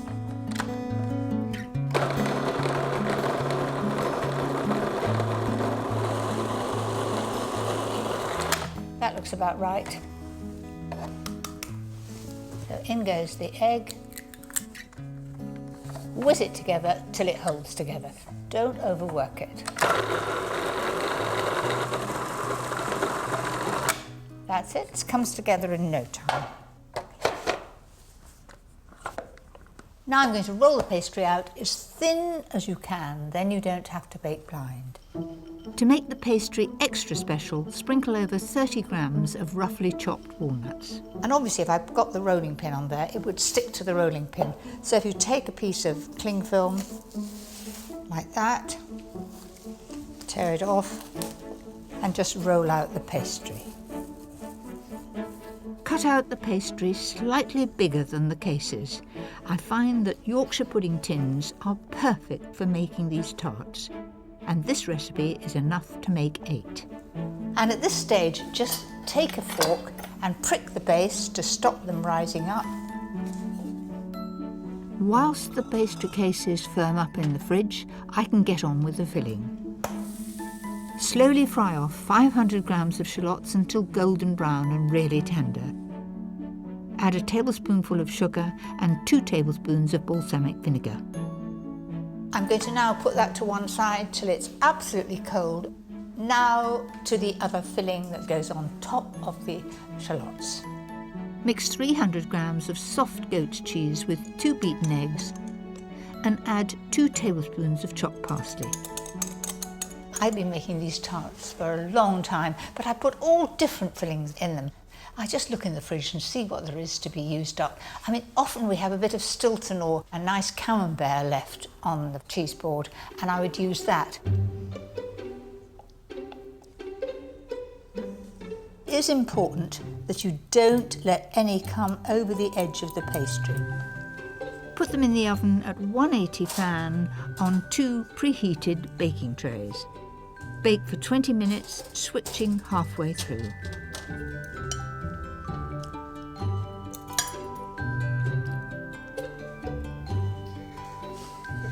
you rotten thing. I can't get away with anything. You'll know when they're ready. The pastry is crisp and the filling is just set and golden. They need just a little bit of parsley over the top. They come out beautifully. Mind you, if I'd spilt the mixture all down the side, it would be another kettle of fish. That's it.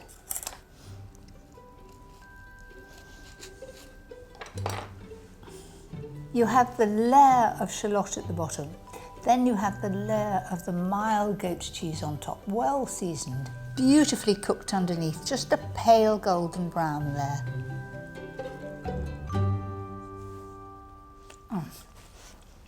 I really, really like that. The flavour is excellent.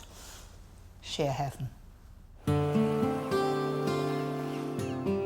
Whilst the tarts are perfect for a picnic, one of my all-time favourite seafoods is crab.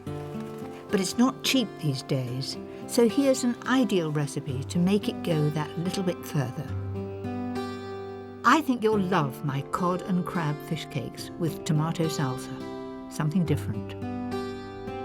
I've made many a fish cake in my time, but these are the very best. Why? Because I have the addition of crab, and it really gives them a lift. It makes them right royal.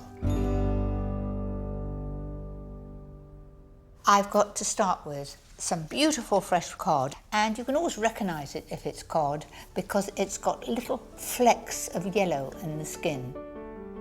My secret is to butter and season the foil. I'm going to fold that over, a little bit like a Cornish pasty, and pull it up at the sides so if there is any juice it doesn't run out all over the tray.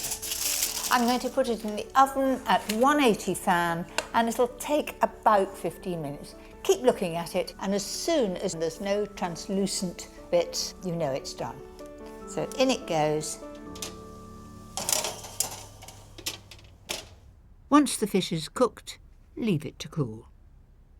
Now to the actual making of the fish cakes, and I promise you they are different. To give the fish cakes extra flavour, add 6 chopped spring onions to 500 grams of cooled mashed potato. Then flake the cod into it. I've got 100 grams of crab. Now this crab is mixed crab. I want the dark meat and the light meat, and that's all going in. The crab really gives these fish cakes a lift. There are more ingredients to make it extra tasty.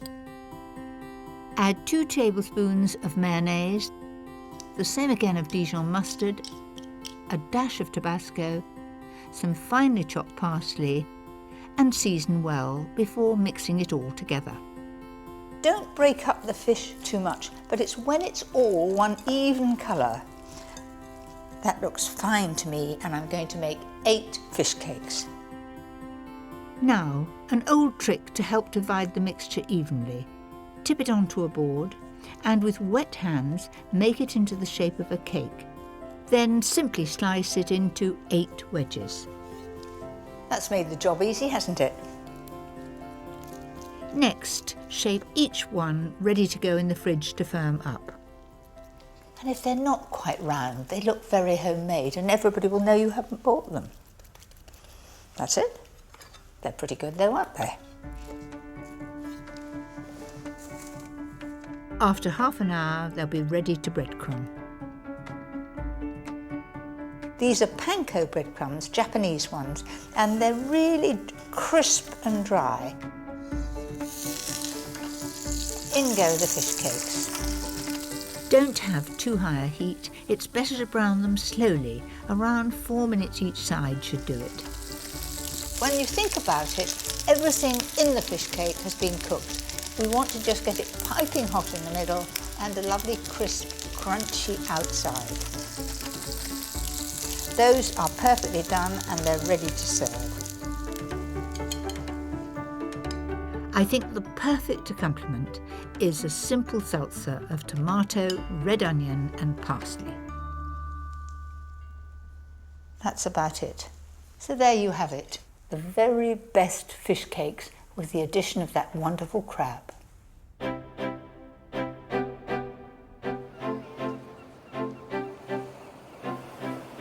When it comes to seafood, one thing we can't get enough of are prawns.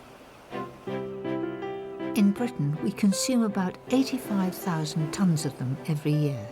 And the best thing is you can catch them all around our shores if you know where to look. I just love the sea. I love the smell. I love when you get the wind through your hair, and to be on a beach with my prawning net. You never know what you might find. We've got masses of winkles around here, and I'm hoping I'll find an odd prawn.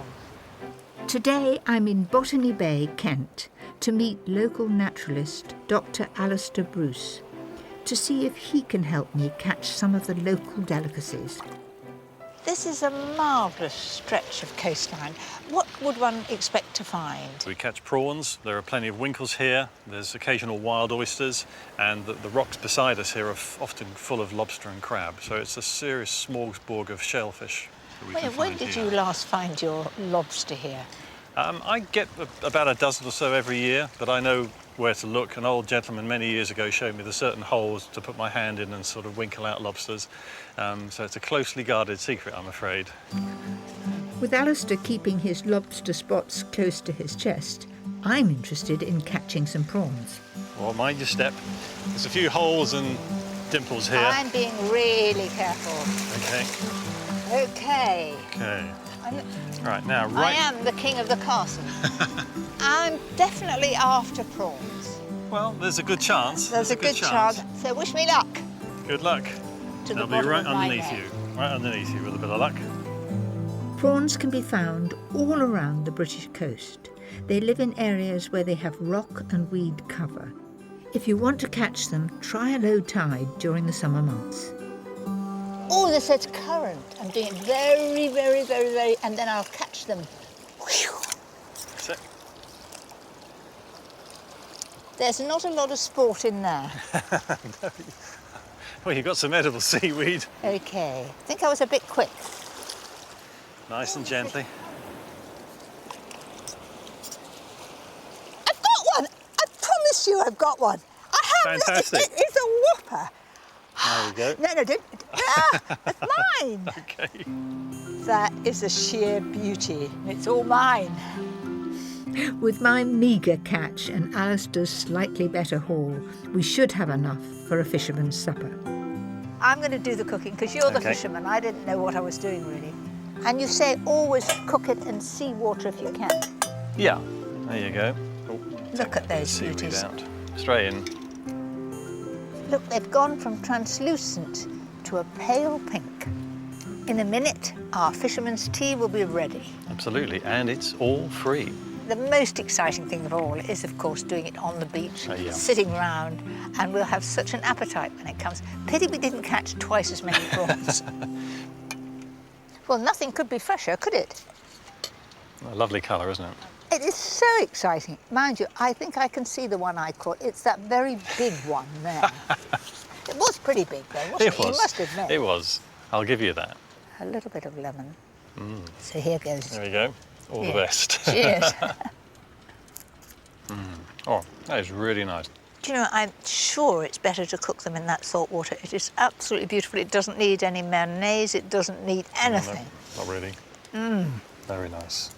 This, to me, is wonderful. It's a treasure from the sea.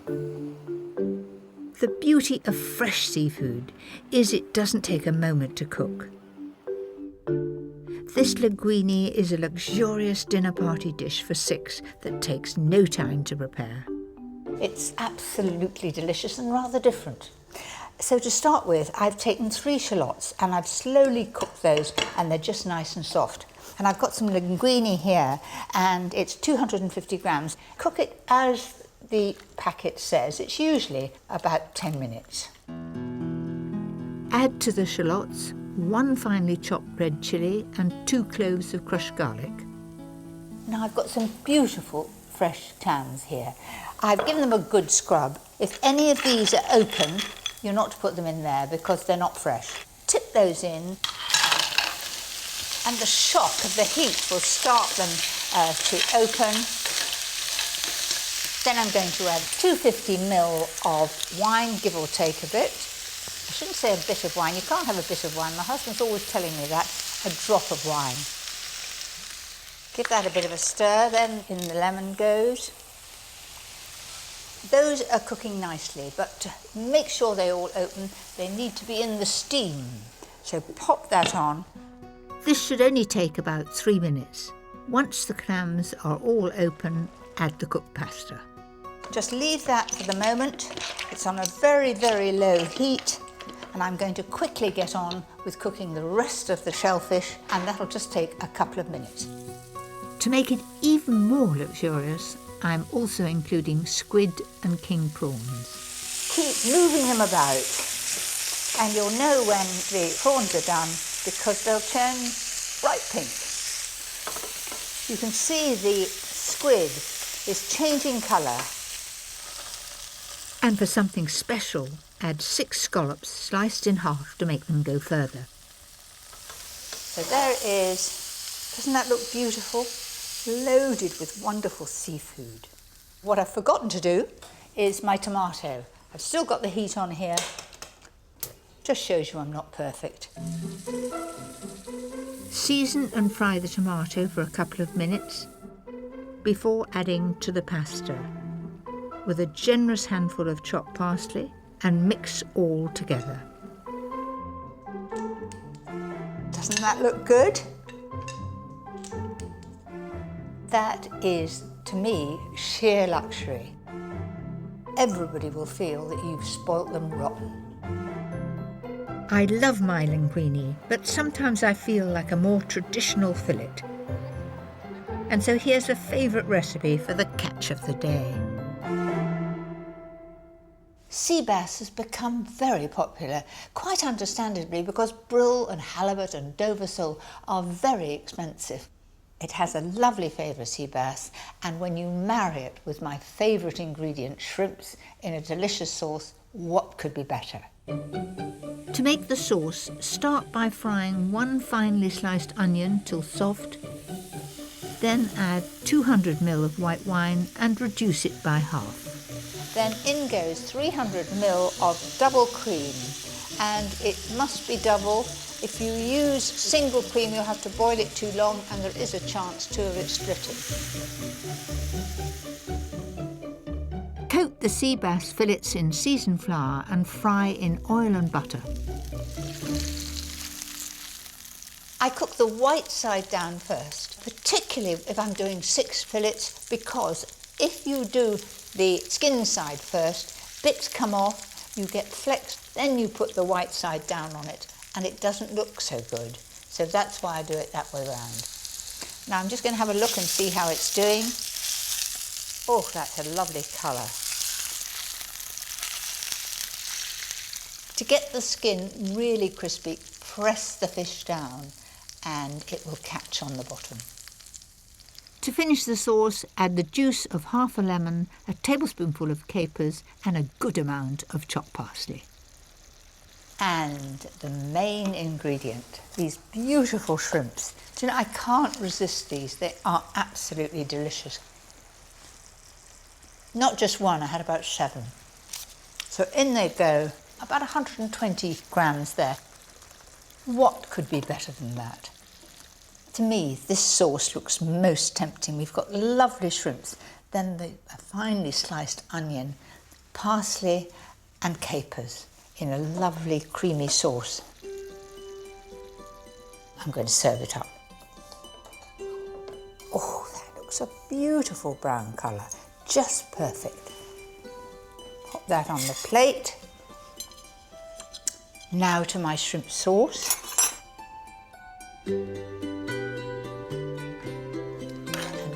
Lots of shrimps on the side there. That's it. I've got some piping hot beans here. Just there. I think that looks so tempting, I can't possibly not taste it.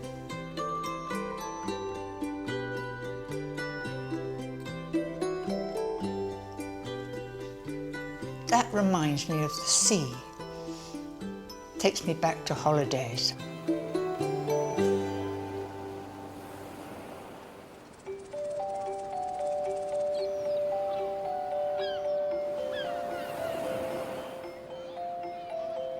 One of my fondest childhood memories was eating ice cream by the sea.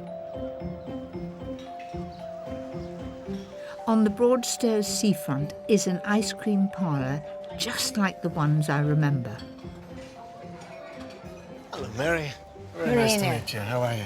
I'm very well. This is amazing. It takes me all back in time. How long have you been making ice cream We've here? been making ice cream in this place since 1932. My grandfather started, and my great-grandfather started in 1907. So we're in our 5th generation now. Still very Art Deco with the Lloyd Loom chairs and the special ceiling designs. The one thing I remember from my childhood is Knickerbocker Glory, and the ice cream was the most important part of that. What's the secret about this ice cream? I think the secret is just to keep making good traditional ice cream the old-fashioned way. May I see it being made? Yes, absolute pleasure, Mary. I'll have to take you down after you. Marina is taking me to meet Gino, who's been making gelato for 22 years. Let's see how it's made. Okay. So, this one is the secret ingredient. Milk, sugar, a dash of cream.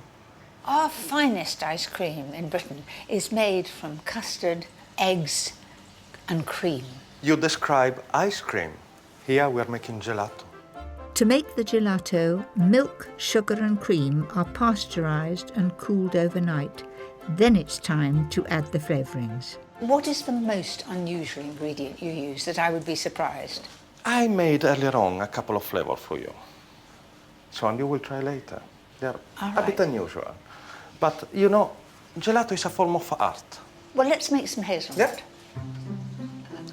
Gosh, it's pouring like silk. Now we make the noisy part. We mix. We mix? Yeah.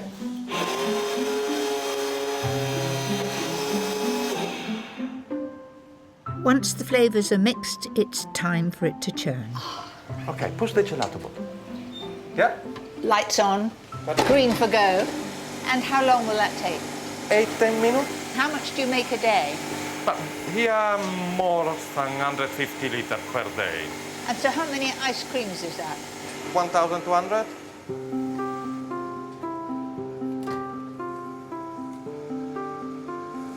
Can I try some? Of course. Do you know that's as smooth as velvet? Hazelnut is a firm favourite here, but nowadays people want something different.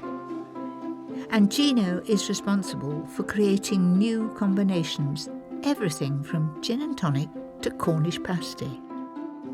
This one is marmalade on toast. Marmalade on toast. It's my most favourite thing for breakfast. Certainly tastes of marmalade. And the next one is a bit more adventurous. Gorgonzola and honey. Now that's very weird. But it's really good. It's strong of gorgonzola too. I would like to end a meal with that. With a glass of port. Fantastic. Thank you. But before I go, there's just one thing I have to try. My childhood favourite, Knickerbocker Glory, a classic combination of fruit, ice cream and whipped cream. Wow. Thank you so much. This was my first visit to Broadstairs and I came here in search of my old favourite, the Knickerbocker Glory. Thank you very much for having me. You won't miss it, will you?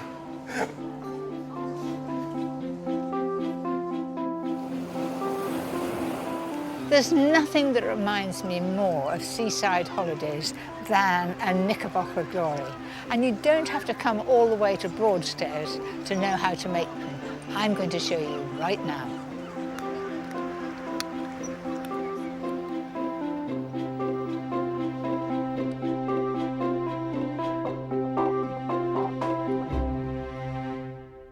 I really enjoyed that decadent Knickerbocker Glory in Broadstairs. Gosh, it was good. I'm now going to recreate that for you to do at home. First, a simple vanilla ice cream that doesn't require an ice cream machine. Separate 4 eggs and whisk the whites at full speed. Slowly add 100 grams of sugar to make the meringue that will be the base of the ice cream. In go the egg yolks and you just mix them for a moment.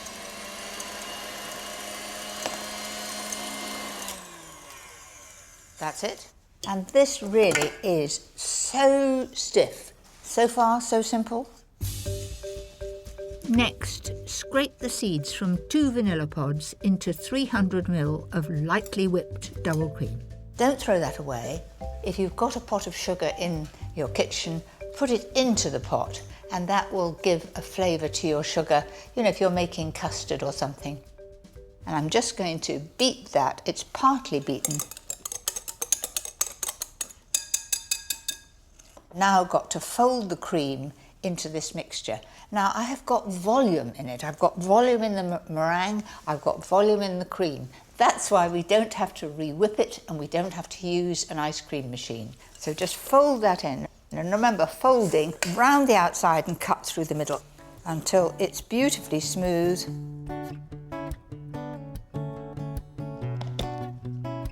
That's going into the freezer, minimum 8 hours, best overnight.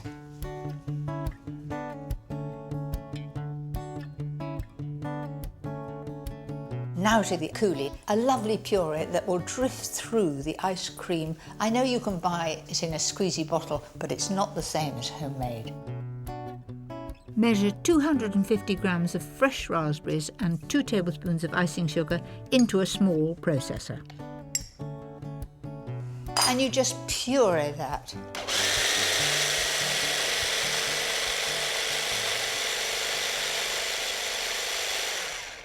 Off with the lid, and then I'm going to sieve that into a bowl.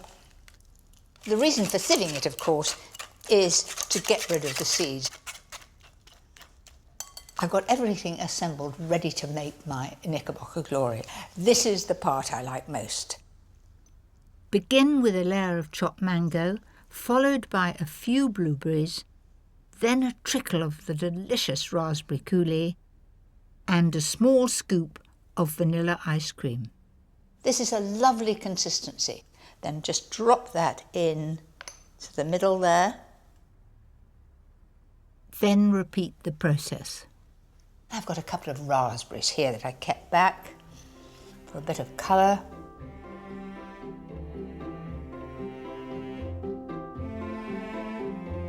Gosh, that looks good. The crowning glory of a little bit of chopped nuts, just over the top like that. This is my take on the classic Seaside special Knickerbocker glory. There.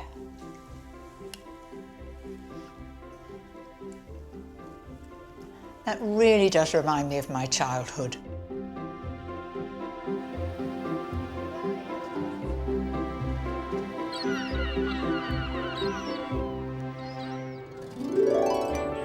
Next time. Don't you lose it now. There's your fish. It's dishes inspired by my love of the countryside.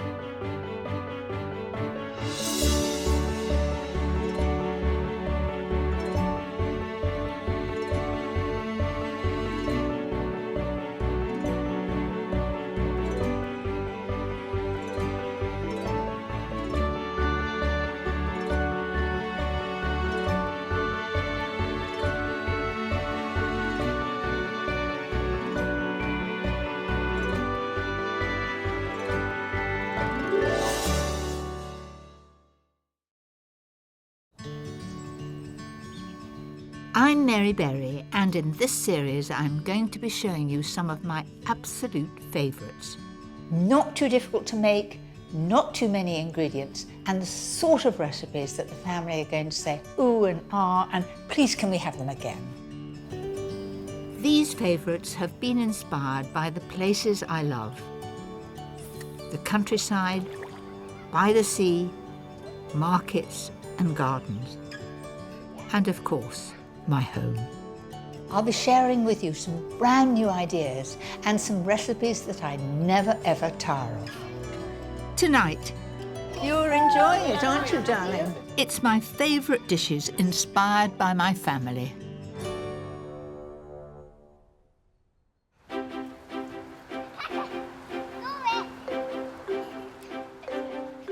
One of my joys in life is spending time with my grandchildren. However busy I am, top priority is to have all the family round for a meal whenever I can. And there's nothing I enjoy more than when one of the dishes becomes a family favourite. Tonight, an easy pasta dish that my grandsons cannot get enough of.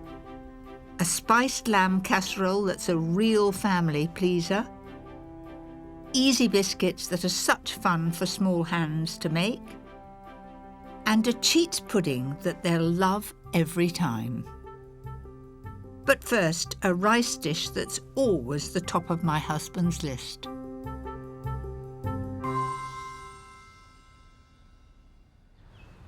My husband Paul's absolute favourite is Malaysian fried rice.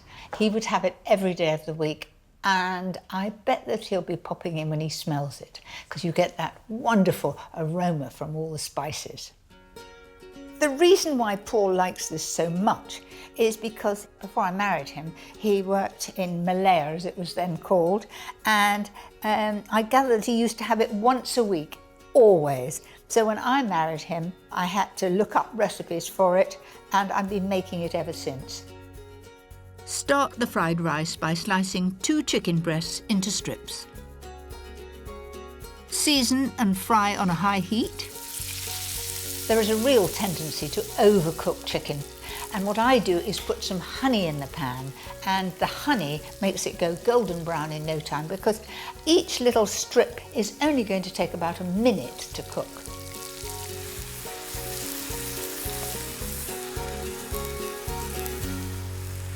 That has been cooking fast. I'm going to turn it over now, and you've got a nice bit of brown. Look at it.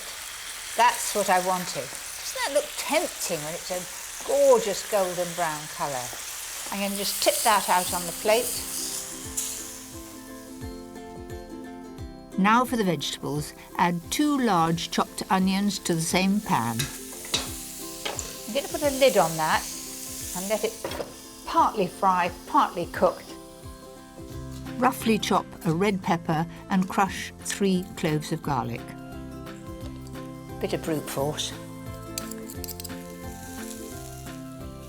Fry for 5 minutes and then add 200 grams of sliced button mushrooms. I can mix all those together. Now the spices that go in.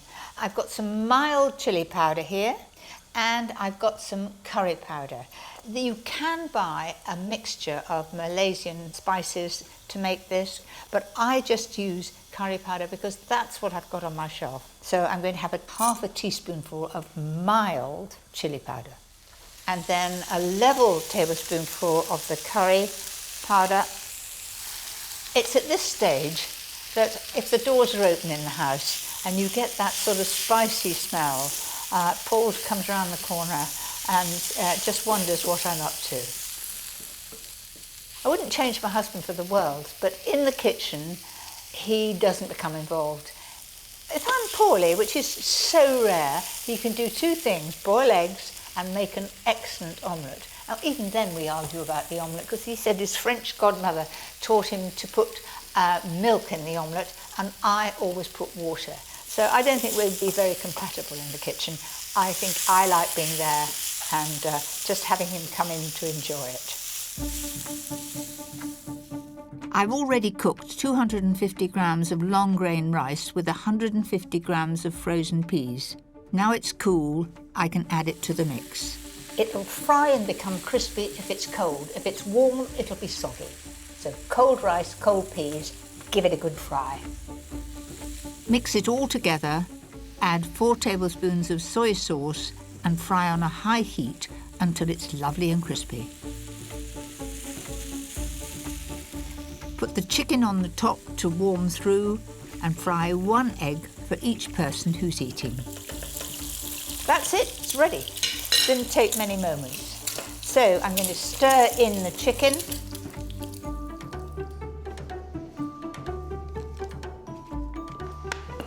I know that familiar tread. Yeah. Have a try. I'll take mine straight from the pan. See what you think.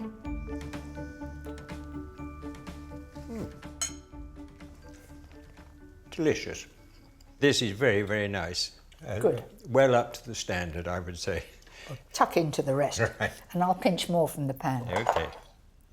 So I do hope that you'll have a go at home. It's our great family favourite, and I hope it'll become one of yours.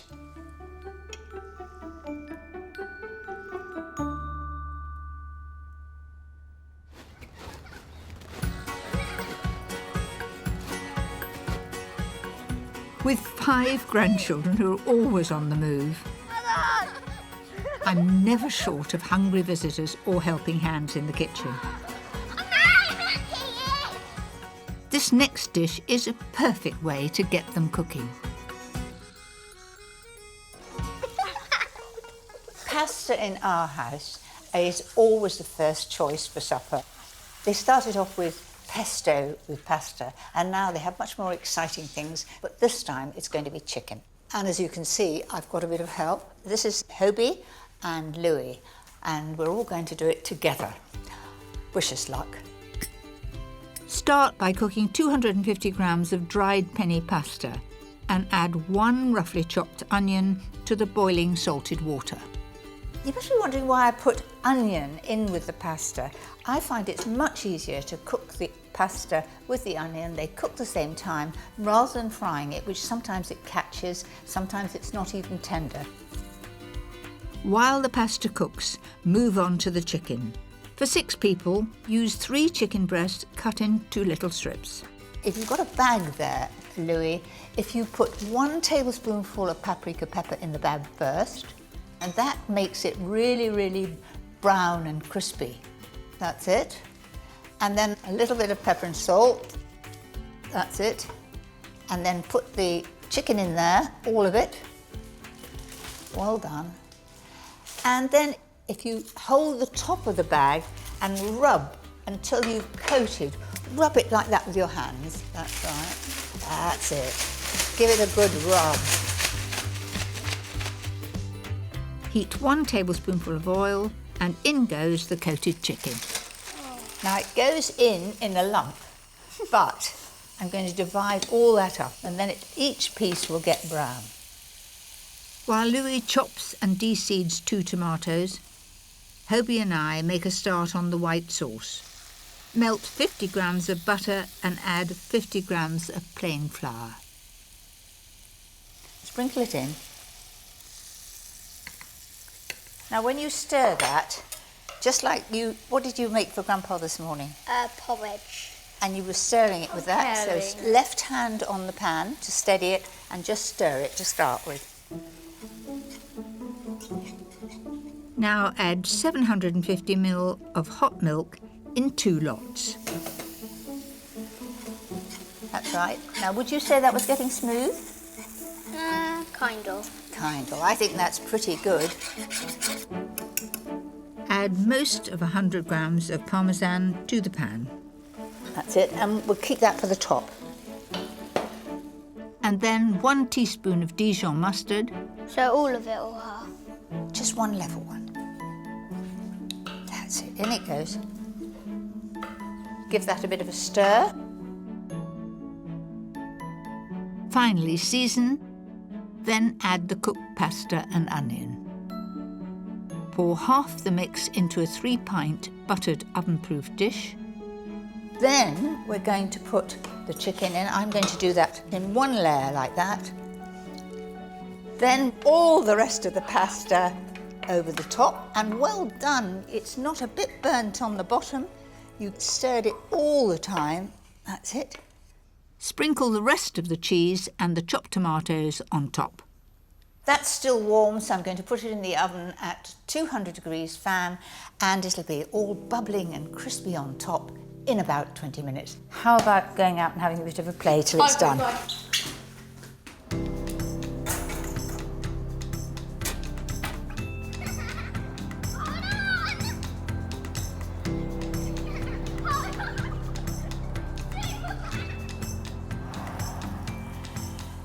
When it's ready, leave it to cool down a bit and then dig in. Who wants a taste? Me. Okay. Are you going to have some, Atalanta? Yes. Look at all these crunchy bits on top there. That's for you too. Oh, I need to get that bit. This has always been one of my favourites. I think it's going to be one of their favourites too.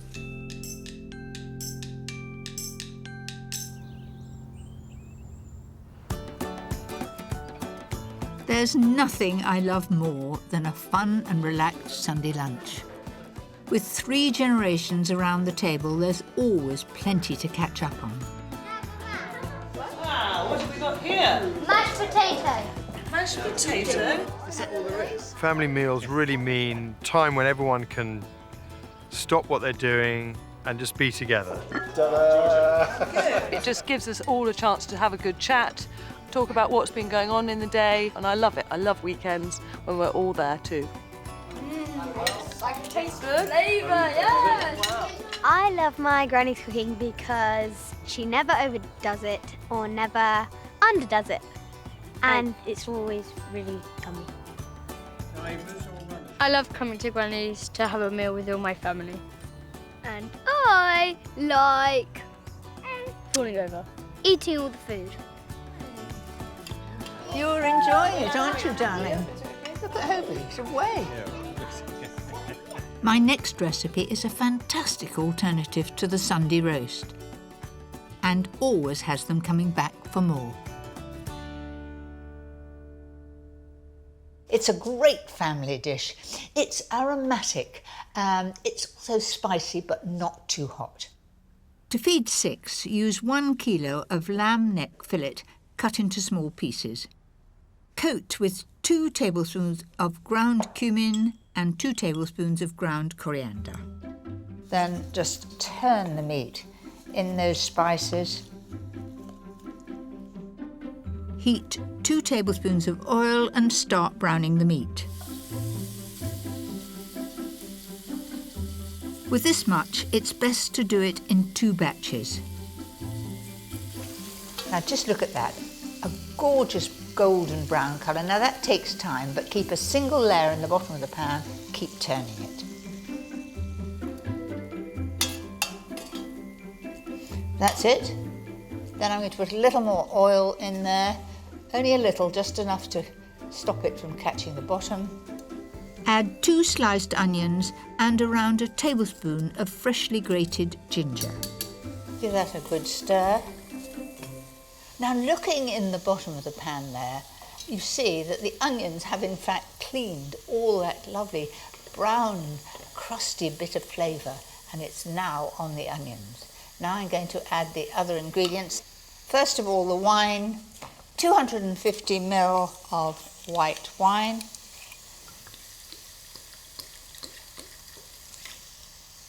Exactly. Then 2 tablespoons of tomato puree and 1 of mild rose harissa paste. 2 tablespoons of runny honey. A 400-gram tin of chopped tomatoes. Season and add the zest of a whole lemon and the juice of half. So there's the meat all beautifully brown, and if there's any of the little bit of juice in the bottom, that'll go in too. Give that a good stir. Gosh, doesn't that look good? Beautiful lamb and all those spices and tomato. On with the lid. So that goes in the oven at 140 fan for about 1.5 hours, just until it's tender.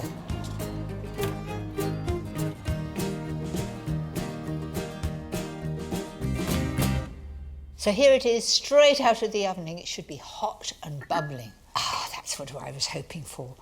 A gorgeous colour, looking really tempting. All I've got to do now is add the cannellini beans. I'm using a 400-gram tin of beans rinsed. And very often I add a couple more cans if everybody's starving. If the children are very young, you can just put baked beans in there. So there it is, You've got beautifully soft, tender meat, the onions tender. It just smells all spicy and aromatic, but there'll be a bit of a kick to it. This dish is great to serve with rice or couscous, and I always finish mine with a good dollop of sour cream.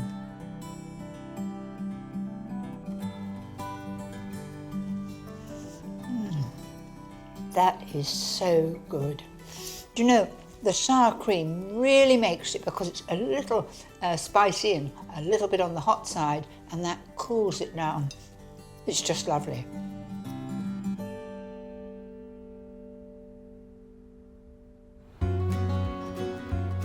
I've been baking with my granddaughters Abby and Grace ever since they were small.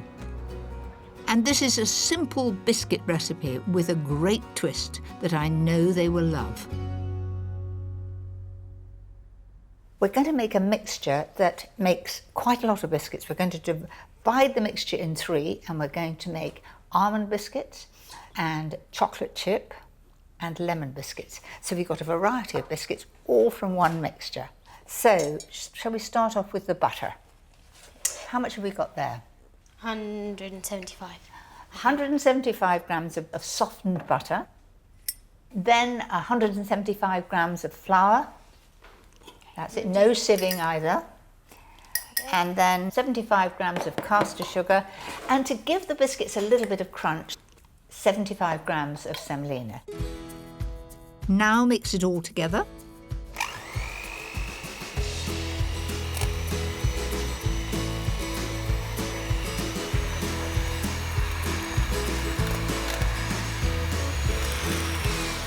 That looks about ready. As you sort of squeeze it, it comes together like a biscuit mixture. So Abby, you're going to get that together. So how long have we been baking together? Well, I remember in the kitchen there's this one photo of me and Abby when we were about 4. Exactly. And we were making little cupcakes and we were putting the sweets on the top. And do you remember eating all those little bits, and far more important than making the cakes? That's come together really well. Now make it into a sausage shape and divide it into 3. Can I make the almond ones, please? There's your almond things. Thank you. Can I make the chocolate ones, please? I knew you were going to ask for chocolate, that's good. Abby's chosen 50 grams of milk chocolate chips to mix into the dough. You need to get it everywhere, because when you separate it into different biscuits, you don't want to have one with all the chocolate chips in and one with none of them in. So you have to get it everywhere. Well, the person with all the chocolate chips would be quite lucky. Grace is adding a teaspoon of almond extract and most of the 40 grams of flaked almonds to her dough. Do you enjoy helping? Yes, really fun. Really fun. What's the best part? Knowing that you can eat it at the end. And also, the mixture's really nice to eat as well. Do you like raw mixture? Yeah. Each mixture is divided into 20 even rounds. For the lemon biscuits, add the finely grated zest of 1 lemon to the dough. Years ago, I used to work for the Dutch Dairy Bureau, and their favourite Dutch biscuit were botermoppen. And what you do is that you made a sausage, and then you took demerara sugar and sprinkled it on the table like this. Then all you do is you roll that in it. So if you can imagine, if you cut slices from this, you will get a lovely crunchy outside. Wrap it in cling film and put it in the fridge to firm up. Put the rounds on baking trays lined with non-stick baking parchment. For the almond biscuits, gently press the balls flat and top with a few flaked almonds. Press the chocolate chip rounds evenly. Finally, slice the firm lemon biscuit dough into 20 rounds.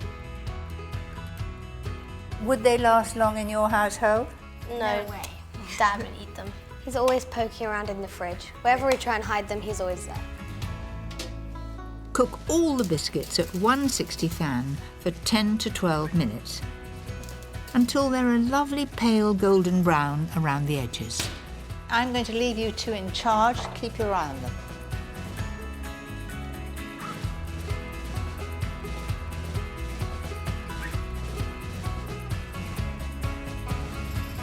Granny, we think they might be ready. Oh, good. I'm coming. Let's have a look then. They look ready. You're absolutely right. There we are.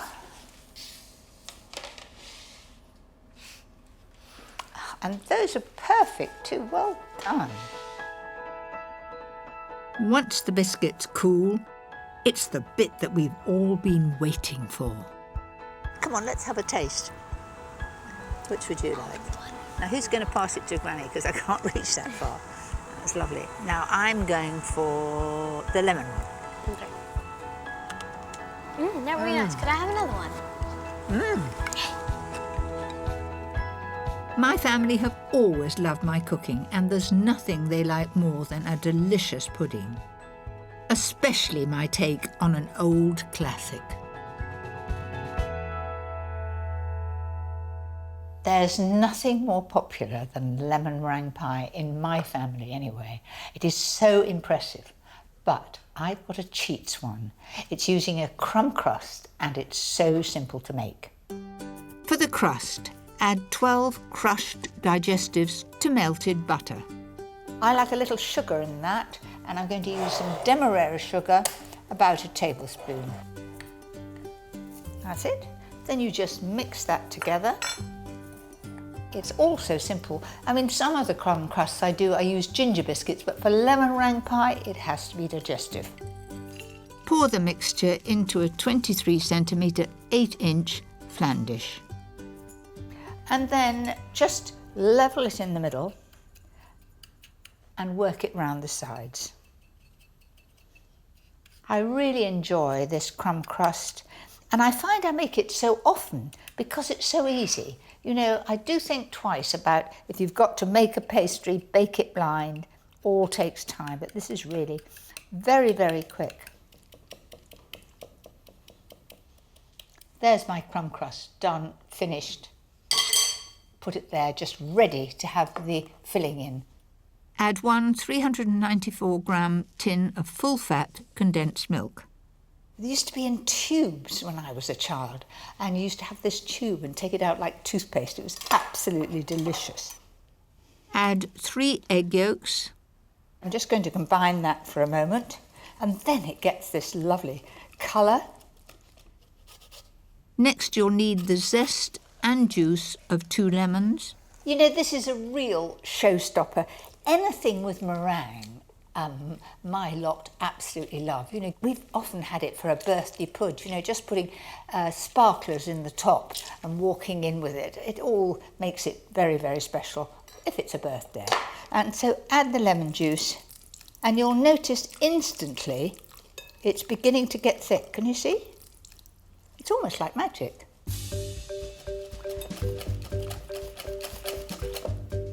That's it.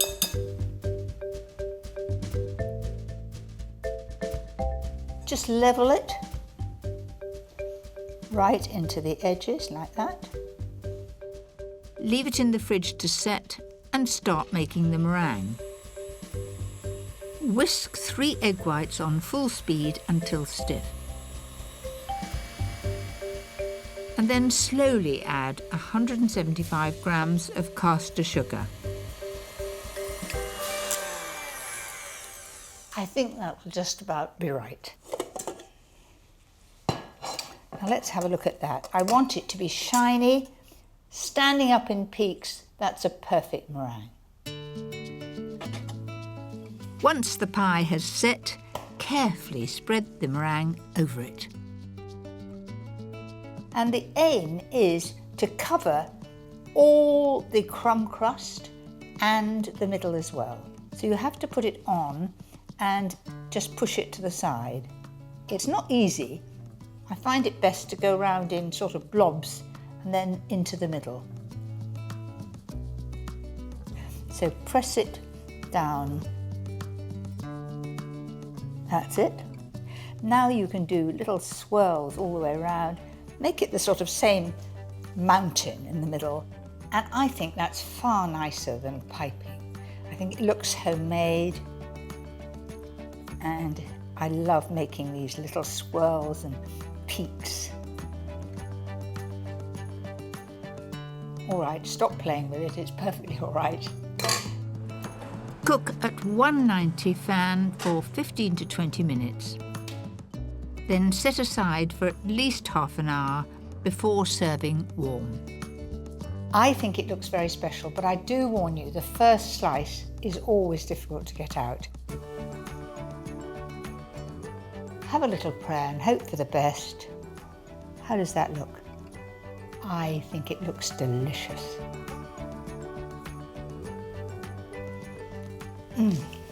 Oh, so good. I think everybody's going to enjoy that. Who's got room for my favourite pudding? So there you have it. Wow. Tom, you won't want any of this. No. Recipes to bring your whole family together. Is that meringue? This is meringue. Oh. I hope you'll enjoy them as much as we do. Atalanta, is it nice? What does it taste like? Toffee.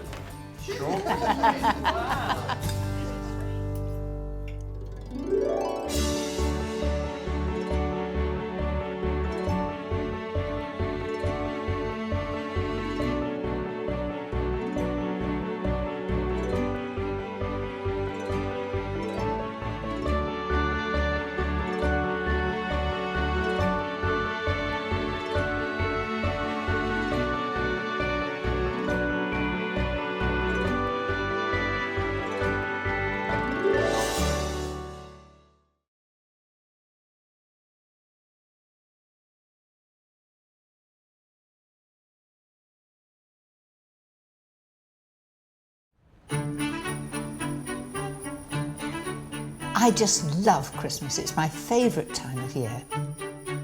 But it can be so busy. I'm going to share with you some great tips for getting ahead, so actual Christmas is stress-free. I have some wonderful, easy recipes. That's just perfect. And I'll also be finding out how everyone else is preparing for Christmas. That really takes the wind out of my sails. It is magnificent.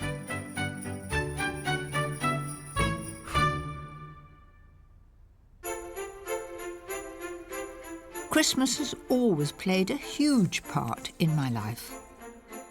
Since my children have moved away from home, it's become even more special to me, as it's a time for everyone to be together. But it's not just Christmas Day that I love, it's the wonderful build-up to it. Tonight, I will show you how to feed all those extra family and friends over the holiday season. My warming beef casserole, a breathtaking pie, a perfect winter crumble, and a lusciously rich mousse cake. But first, a dish perfect for a frosty Christmas Eve. My mother used to make it and have it on standby when we arrived on Christmas Eve, and now I'm doing exactly the same. I've got half smoked haddock and half ordinary haddock, 350 grams of each. And I'm just going to dice that up into reasonable sized pieces, so just about the amount that you would eat in one mouthful. And be wary for the odd bone, and that's it. To make the sauce for the fish pie, I like to use leeks. They're at their best in winter and add a perfect subtle flavour. You notice I don't do it as quickly as the chefs do. But I get there in the end. Fry them off in 50 grams of butter until they're nice and soft. Add 50 grams of flour and slowly whisk in 600 mils of hot milk. And watch it getting thicker and thicker. Don't add all the milk at once.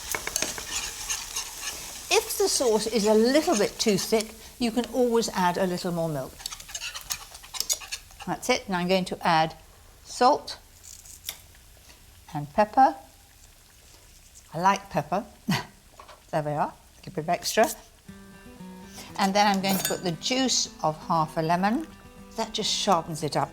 In goes the dill. If you're not a lover of dill, you could always put chopped parsley in. Then in goes the fish. And the fish will cook in the hot sauce. The lovely smell of this fish, slightly smoky, just makes me think of Christmas. Once the fish begins to turn white, it's ready for the baking dish. Why do I grease the dish? Because it makes it much easier to clean afterwards. And it's usually me that's washing it up. Doesn't that look good?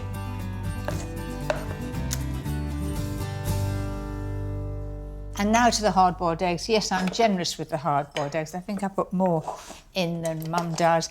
And you know, all my family love fish pie, but my husband, if I don't put lots of hard-boiled egg in, I'm in trouble. That's it. And now to the soufflé topping.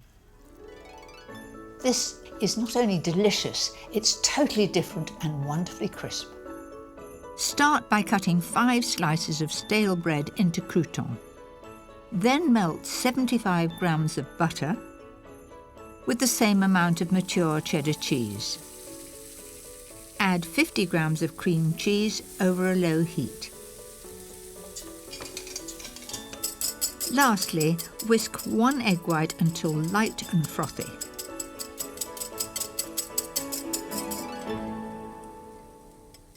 And put the egg white in. That's the soufflé topping. Here come the croutons. In they go. And don't tell people it's bread. Just say it's soufflé. They'll think it's pretty grand.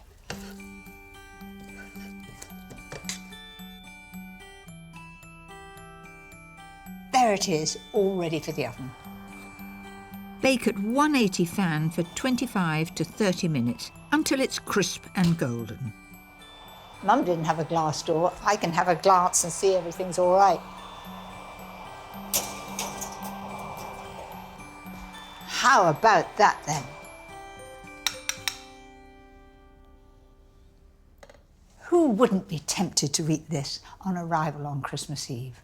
All piping hot, crispy topping. They'll all be starving for this.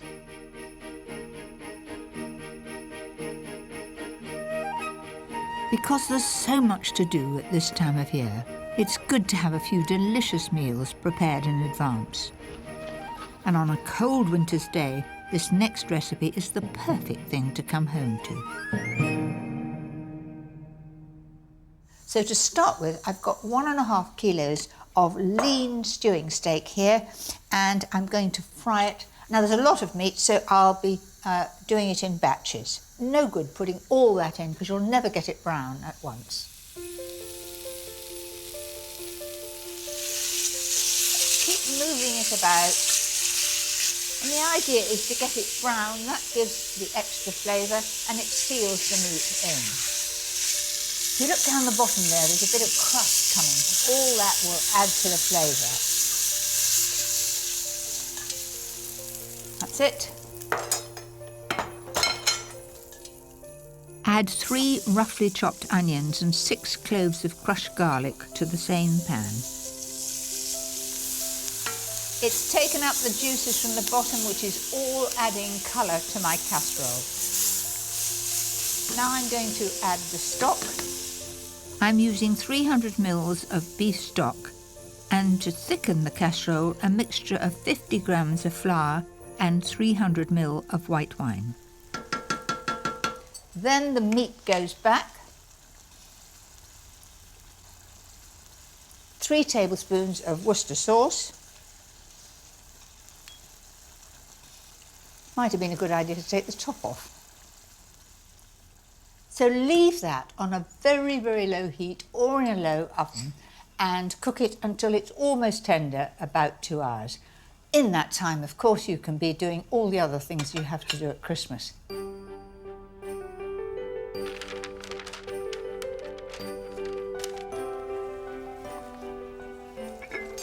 Gently bubbling there.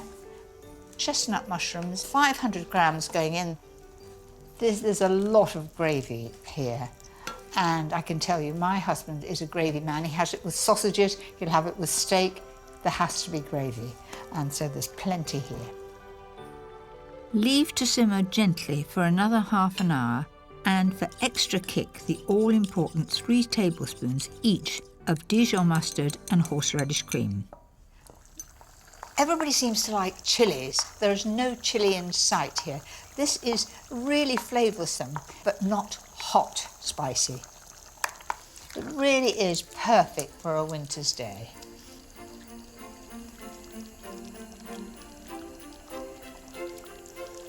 Do you know, that is a really mellow flavour, very warming, and for my taste, that's just perfect.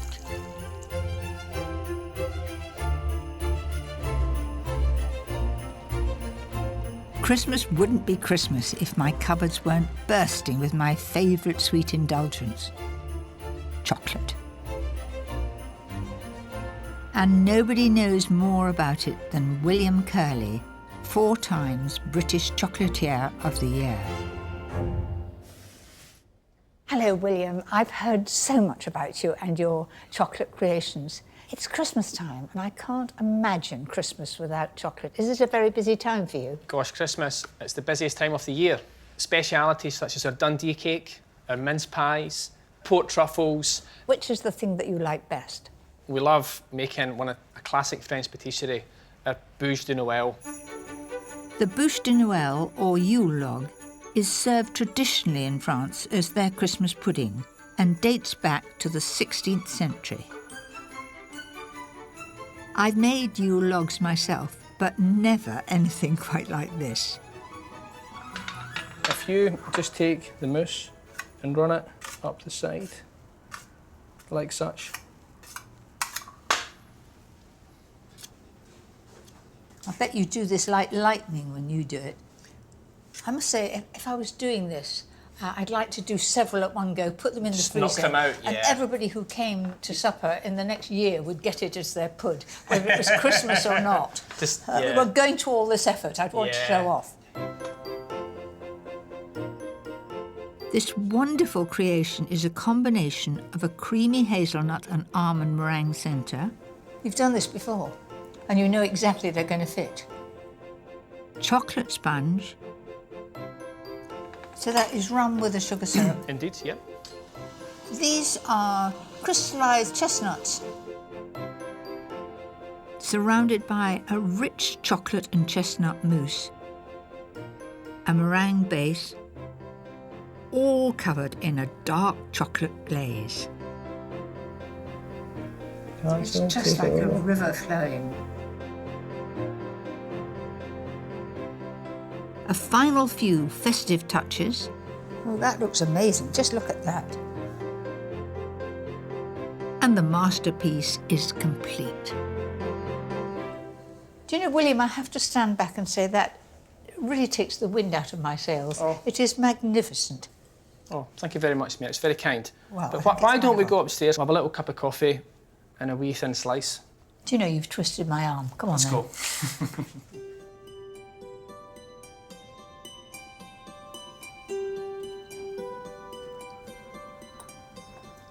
This is luxury personified.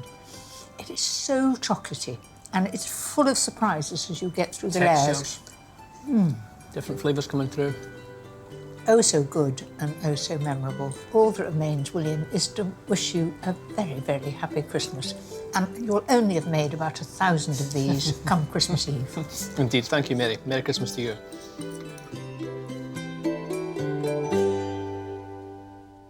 That bûche Noël looked amazing.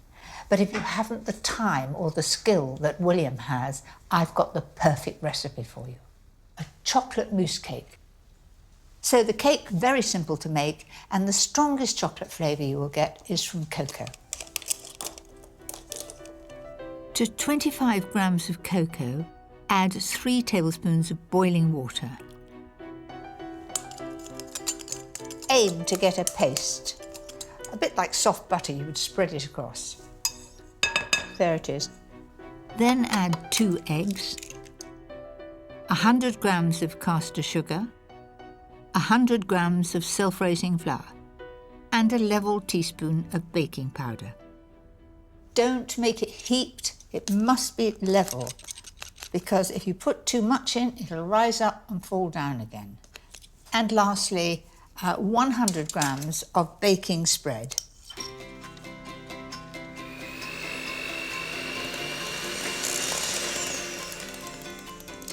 Beautifully mixed, all one colour.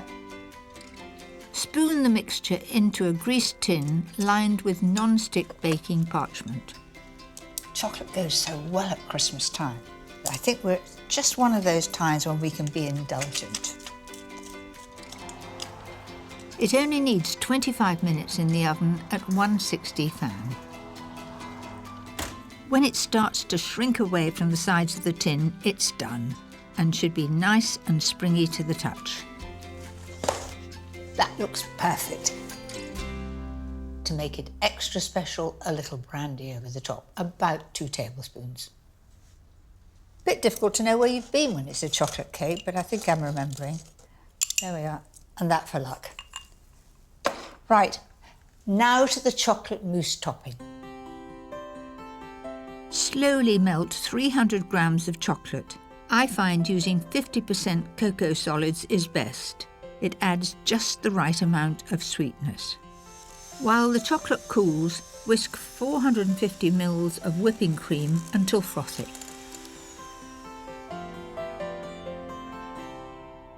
Fold that in and you get the easiest and quickest chocolate mousse.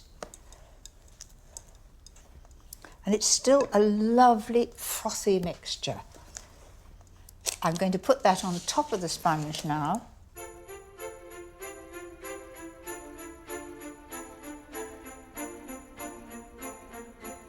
I'm going to chill it overnight in the fridge. That will firm it up and then turn it out.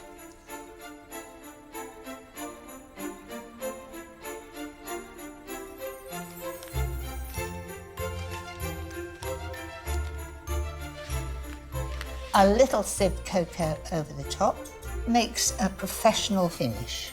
It's the sort of thing that William would have done with his bûche de Noël. And I think that really is quite a sort of showstopper, isn't it? Everybody will go ooh and ah when you walk in with that, and they won't know how long it took you to make. Not too long. And then a little sieved icing sugar makes it even more special. Also, it makes you think of snow and Christmas. That's my special, indulgent chocolate pud. That is so easy to make, but it's got the Christmas wow factor. Have a go.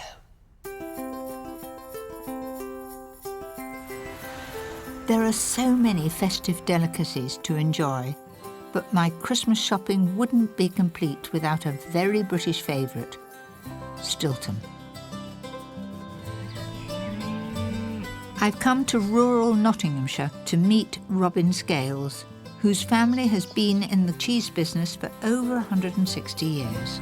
Hello, Robin. Very nice to see you. Lovely to meet you, Mary. Christmas wouldn't be Christmas without Stilton, and I'm fascinated to know exactly how it's made. Well, you've come to the right place. Come inside and we'll show you exactly how Stilton's made at Crotwell Bishop.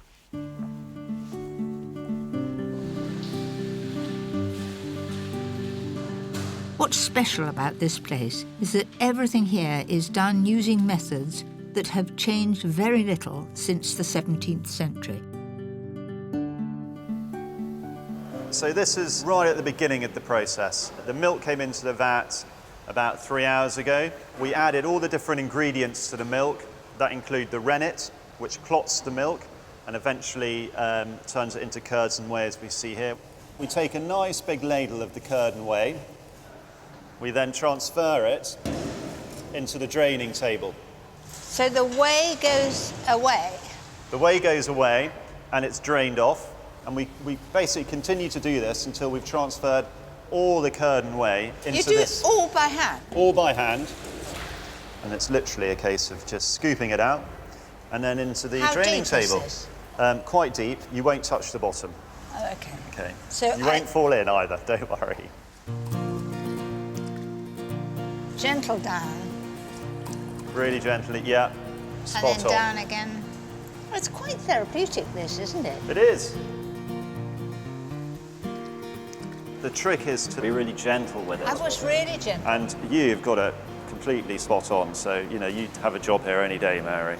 All right, but I'll tell you, you But it needn't might- put me on here because it's a bit too much hard work. The next step is to pack the curds into moulds. And 5 days later, they are set and ready for a process called rubbing up. We're trying to seal the cheese so no air or oxygen can get inside the cheese at this point. We want the cheese to condition over the next 4 or 5 weeks before we encourage any of the blue mould to grow. If you don't make that nice and smooth and there's sort of air holes, what happens? The blue mould may start to grow and would become quite strong at the end of its maturation. So Kerry is flattening it down a bit like icing a cake, really. It looks simple, but it is an art, and years of practice goes into this. Kerry's been doing it for many years. How long have you been doing it? 12? You doesn't look old enough to be doing it for 12. I know. After 5 weeks of maturing, the Stilton takes on a nice golden crust. It's then pierced, which allows the air in, and the distinctive mould can finally grow. 2 weeks later, and the beautiful blue marbling has taken hold.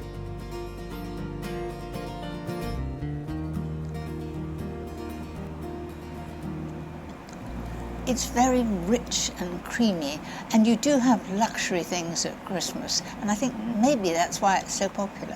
What about Howard? I have Stilton every day, really. You have it on your pie at lunch, don't you, sometimes? I have. Yeah. You have it on your pie, would you put it on your pie at lunch? Or I just put it in the microwave. Yeah, and then it melts. This is advanced cooking, yeah, this is. Yeah, so I must say, you look really well on it anyway. I know, well, that is, what do they call it? Aphrodisiac. Well, I won't go into that detail, but thank you very much. Well, there's a lot more to making Stilton than I thought, but it's definitely worth the effort. Just like my next recipe, which is a real showstopper. There's something really spectacular about a raised pie. When you cut the first slice, it's a real show-off pie. I'm going to make hot watercress pastry. You may not have made it before, but it is very easy to make, and it is the traditional one for a raised pie. Dissolve 100 grams of lard in 100 ml of hot water. Then add it to 250 grams of plain flour. And I'm going to just finish that off, putting my hand in. Now, if you're worried about my nails, they're gel and they won't come off. I was brought up not to ever wear nail polish when I'm cooking, and at college it was absolutely forbidden. But things have changed, and it is Christmas. Put aside 1/3 for the top of the pie and roll the rest quite thinly. Now, I think that's about right.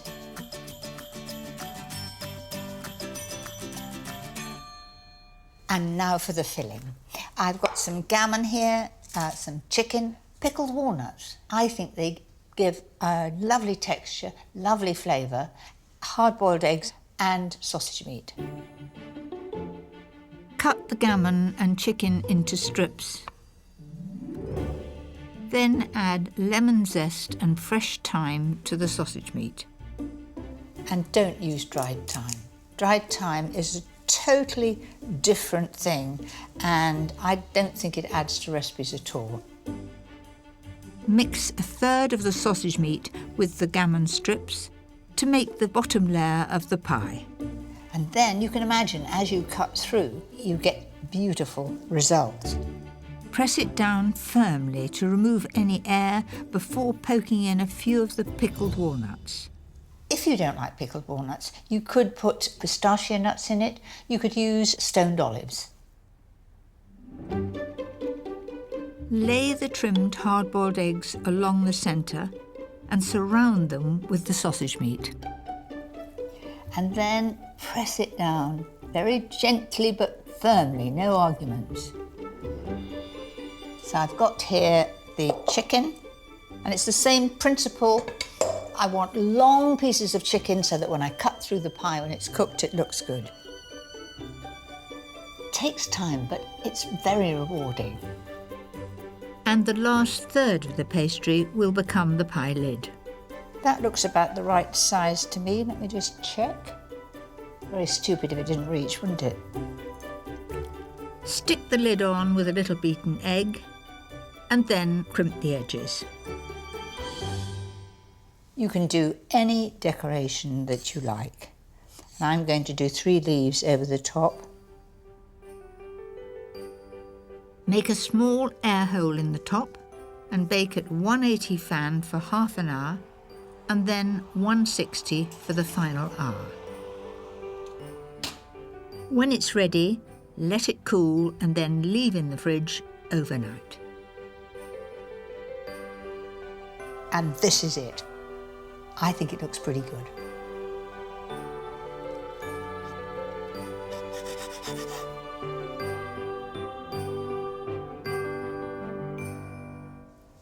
I can tell you, I'm chuffed to bits with that. I think it looks really perfect.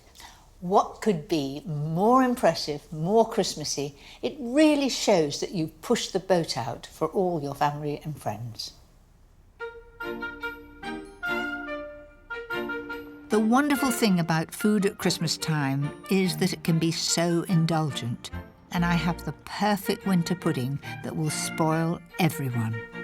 I like my puddings to be special, and this is my take on blackberry and apple crumble. I've already made a flan case. It's 28 centimetres wide, and I've baked it blind, so it's ready to receive this blackberry and apple filling. I'm using 4 Bramley apples for the filling. They tend to work best. Add a couple of tablespoonfuls of water and 150 grams of caster sugar. Just give that a stir. Simmer on a low heat with the lid on for about 10 minutes until the apples start to soften. Right, time to add the blackberries. Take about 5 minutes of gently stirring. That looks absolutely right to me.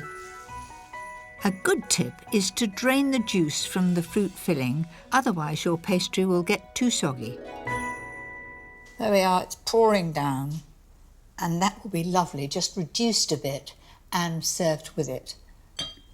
And now the crumble topping with a difference. Start with 175 grams of plain flour and 100 grams of butter. And this honestly isn't worth getting the machine out to do, and you just lift it up. This is a wonderful thing to do with children. They absolutely love it. For extra crunch, add 100 grams of demerara sugar, 50 grams of porridge oats, and 50 grams of coarsely chopped hazelnuts. Adding the nuts and porridge oats gives such an interesting texture. And at Christmas time, it's really a time when you use nuts, isn't it? So all I've got to do now is assemble it. Lots and lots of fruit. That's it. And then the crumble topping. You've really got the best of both worlds with very thin pastry underneath, and then you've got the crumble on top. You've got double whammy, really. Cook for about 25 minutes at 180 fan until the top is wonderfully golden and crisp. That looks a bit of all right. You can hear, listen to this. What a lovely crisp top.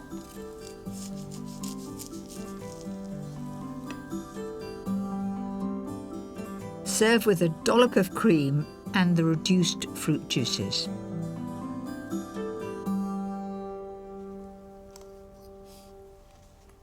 That is sheer heaven on a plate. I could eat all that in one go, and I'll diet tomorrow. So there you have it, 5 dishes you can make in advance to help you create the perfect Christmas. Next time, I'll show you how to take the pressure off the big day itself. Christmas doesn't get better than that. You notice I take the drink first.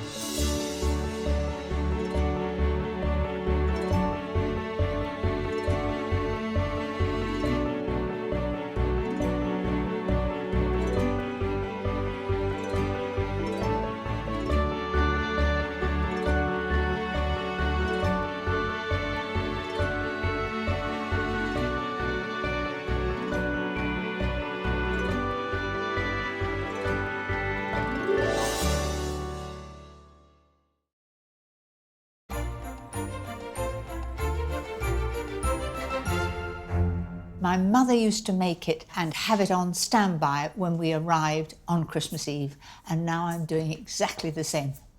I've got half smoked haddock and half ordinary haddock, 350 grams of each. And I'm just going to dice that up into reasonable sized pieces, so just about the amount that you would eat in one mouthful. And be wary for the odd bone, and that's it. To make the sauce for the fish pie, I like to use leeks. They're at their best in winter and add a perfect subtle flavour. You notice I don't do it as quickly as the chefs do. But I get there in the end. Fry them off in 50 grams of butter until they're nice and soft. Add 50 grams of flour and slowly whisk in 600 mils of hot milk. And watch it getting thicker and thicker. Don't add all the milk at once. If the sauce is a little bit too thick, you can always add a little more milk. That's it. Now I'm going to add salt and pepper.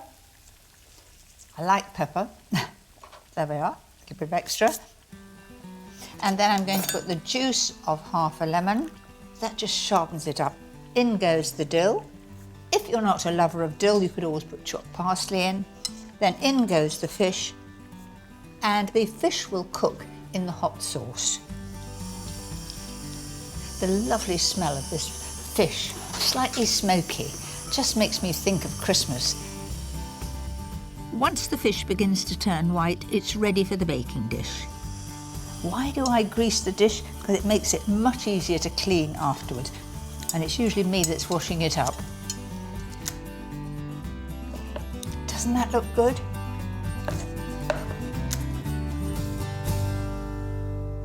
And now to the hard-boiled eggs. Yes, I'm generous with the hard-boiled eggs. I think I put more in than Mum does. And you know, all my family love fish pie, but my husband, if I don't put lots of hard-boiled egg in, I'm in trouble. That's it. And now to the soufflé topping. This is not only delicious, it's totally different and wonderfully crisp. Start by cutting 5 slices of stale bread into croutons. Then melt 75 grams of butter with the same amount of mature cheddar cheese. Add 50 grams of cream cheese over a low heat.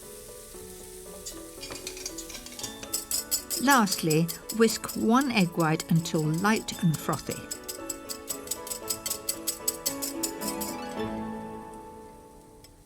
And put the egg white in. That's the soufflé topping. Here come the croutons. In they go. And don't tell people it's bread. Just say it's soufflé. They'll think it's pretty grand.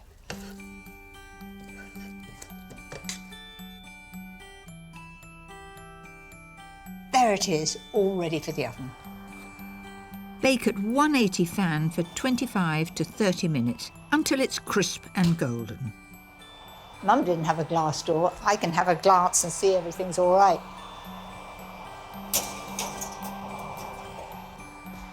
How about that then?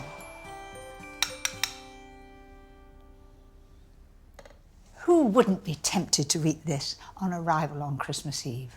All piping hot, crispy topping. They'll all be starving for this. I just love Christmas. It's my favourite time of year. It's a good excuse to get the whole family together and indulge ourselves. But no matter how many times you've cooked for it, it can seem a little bit daunting. At the end of the day, it's all about wonderful Christmas food, and I'm going to make it as easy as I can for you. Christmas doesn't get better than that. You notice I take the drink first.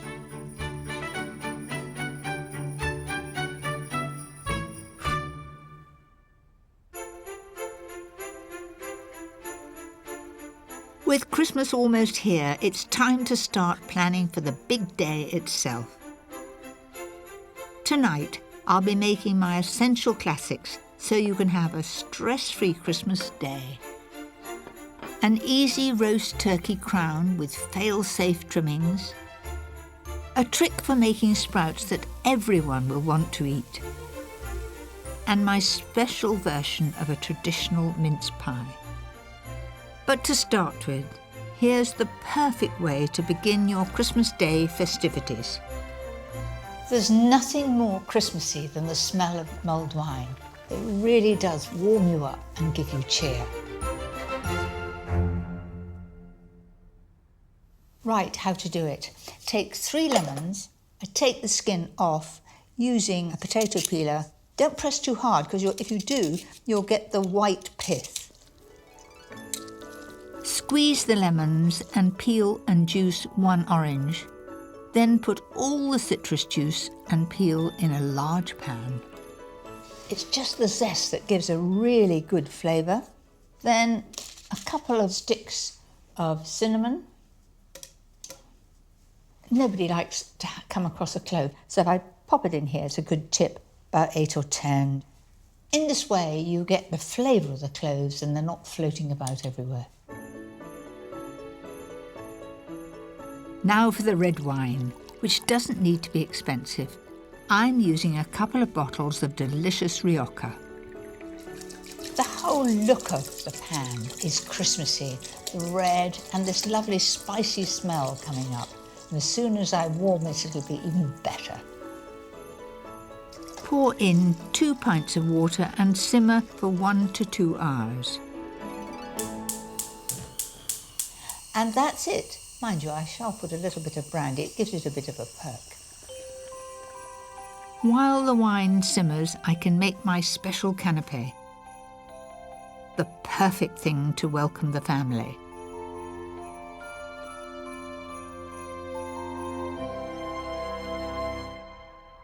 Don't even think about making phyllo at Christmas. I don't think about making phyllo at any time. It comes very nicely in packets. Lay out 2 sheets side by side and brush them with melted butter. You've got to be quite quick because it dries out quite quickly. Cut the phyllo into 3-inch squares. Take each square and put the buttery side down and then the buttery side down again so it sticks at a slight angle like that, and then push them in. So the actual part you're filling isn't buttered.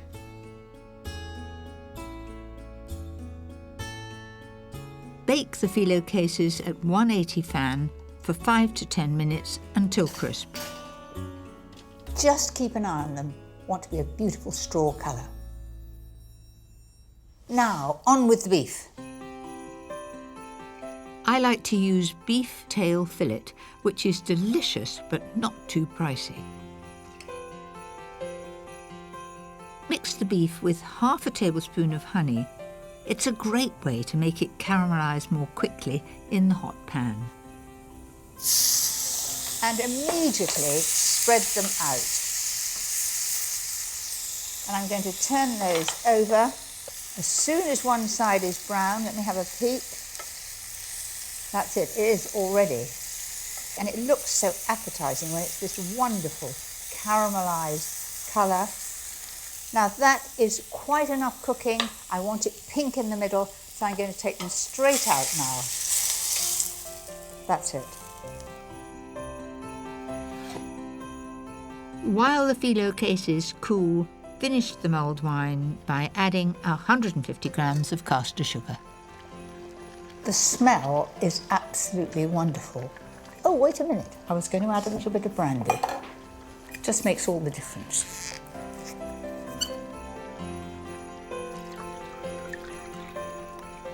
Now, on to serving my canapés. Fill the cases with a little creamed horseradish and top with the luxurious fillet steak. A little bit of parsley on the top. I think that looks really tempting, and I very much doubt if anybody would say no.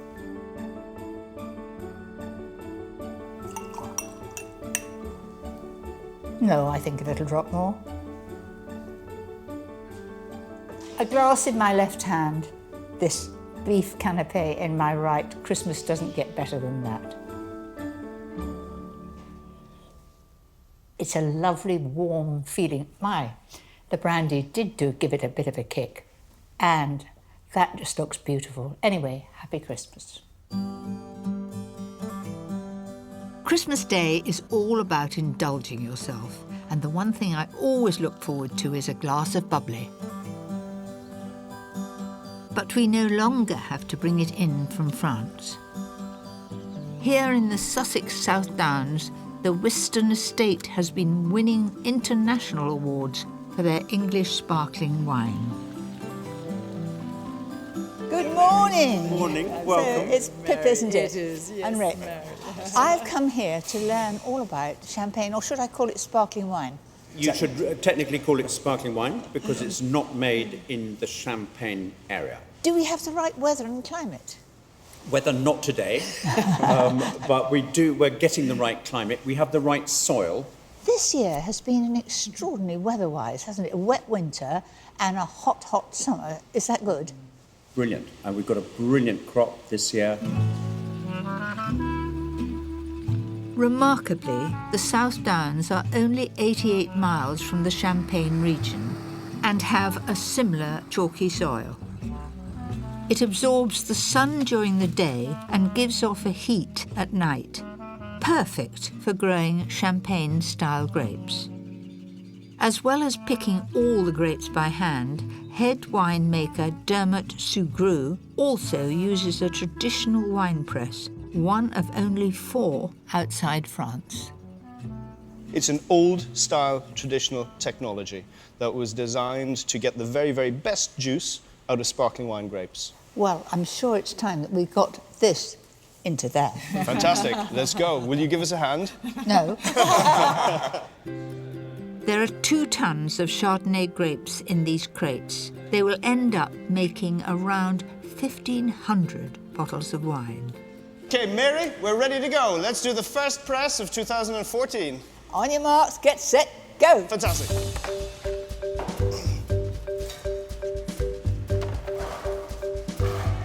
We've raced into a good lead already.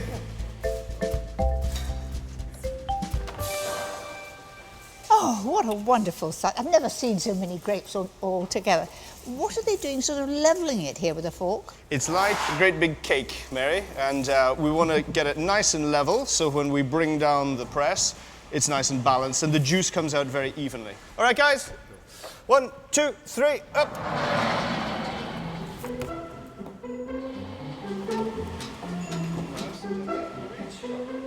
Look, it's coming. Do you know, it's clear like a mountain stream.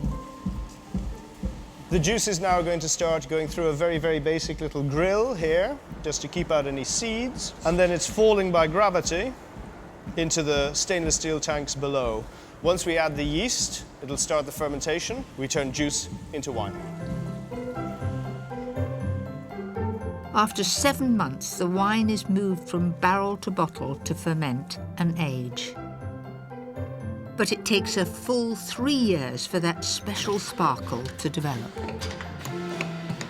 The proof of the pudding is, in this case, definitely in the drinking. There's 4 bottles here. Which one should we try first? Okay, well, I'm going to choose, considering it's Christmas, our rosé. Rosé sparkling wine is a wonderfully versatile drink because it's perfect for drinking without food or with food. You don't want it to pop. Give it a little wiggle, and now soon we'll hear some gas leak out. See? There's enough talk. How about tasting? Absolutely. As you can see, it's got a very, very beautiful, delicate pink colour.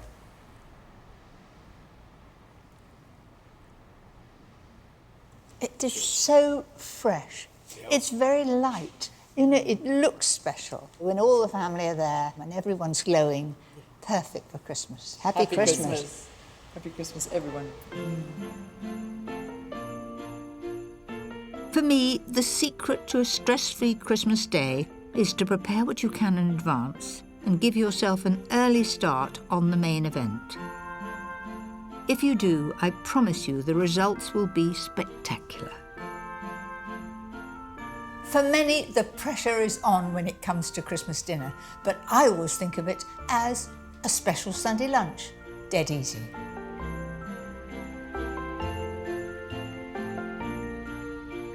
I've chosen a turkey crown. That's a turkey without its legs and wings. Christmas Day for us at home is one of the happiest days. We're so lucky having grandchildren. The first thing they do is get up and have their stockings, and that keeps them quiet for a long time, playing with the toys. I like to do as much as possible ahead of time. It's all a matter of planning because I want to be with the family on Christmas morning. First, mix the fresh thyme with 50 grams of soft butter and season well. Now loosen up the skin so you end up with a big pocket. So push your nails up and you'll be amazed it comes away quite easily. And don't put your finger through it. Loosen it all the way along. Spread the thyme butter carefully over the whole breast and place 8 slices of orange in 2 neat rows for a simply delicious different flavour. This will baste itself, but any butter that comes out and any juice that comes out, I will baste it during cooking, just to make it extra moist. Now you can do this the night before, put it into the fridge, and then the next day take it out to room temperature before cooking it. Don't forget to brush the turkey with oil, then roast at 180 fan for about 1.5 to 2 hours. Just keep an eye on it and baste from time to time. Whilst the bird roasts, it's time to make those very important trimmings. In our house, Christmas dinner isn't complete without a good stuffing. I use my mother's recipe. It is a well-seasoned sausage meat, essential to use fresh herbs. Fry an onion till soft and mix with 700 grams of pork sausage meat, 150 grams of fresh white breadcrumbs, the rind and juice of a lemon, and chopped sage and parsley. Christmas dinner is the favourite meal of the year, and we have all sorts of games, old-fashioned, but yes, great fun. I'm always in the winning team, of course. Nothing like your hands to get in there, so work that together. No, I haven't forgotten to put the egg in. It doesn't have any egg. Because it's got sausage meat, the sausage meat helps it to cling together. So that looks pretty well mixed to me. This is the best way to divide it into 16 portions.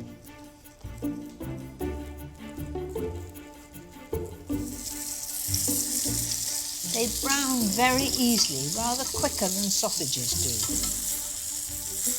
You can easily prepare these beforehand and leave them in the fridge to reheat on Christmas Day. These just need to go in the oven for 25 or 30 minutes until they're done. Not everyone likes sprouts, but I'll challenge anyone who doesn't like my sprouts with pancetta and chestnuts. Begin by frying 200 grams of chopped smoky pancetta. It's important to divide this so that it all becomes crispy. Once crisp, drain and use the fat to cook a diced onion and some chestnuts. Return the pancetta to the pan. So in go the sprouts. I've already cooked the sprouts, but only for about 3 minutes. I think sprouts have got a bad reputation because most people overcook them, cut it down the middle, and it cooks in half the time. They look pretty good, don't they? Can't resist. That is really special and a perfect accompaniment to that turkey. The turkey is cooking and the trimmings are prepared, but I've one final thing to show you, something that will make your Christmas feast even more special.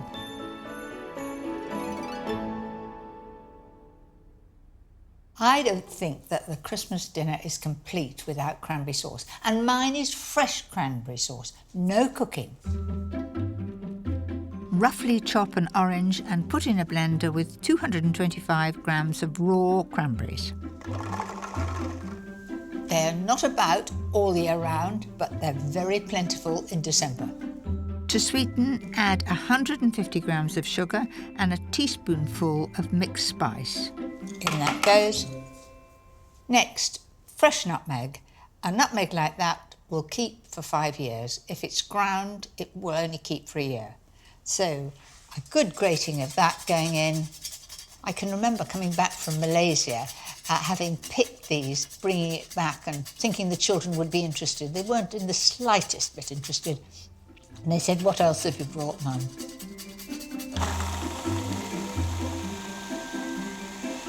Process until the juices flow and it becomes a beautiful sauce.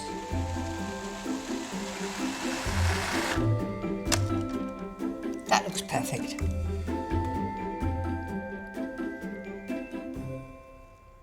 So that's it. Nothing could be simpler, and it is so fresh and delicious.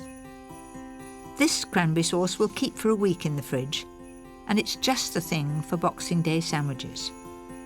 That reminds me, time to check on that bird. Oh, there we are. Gosh, the smell. Lovely.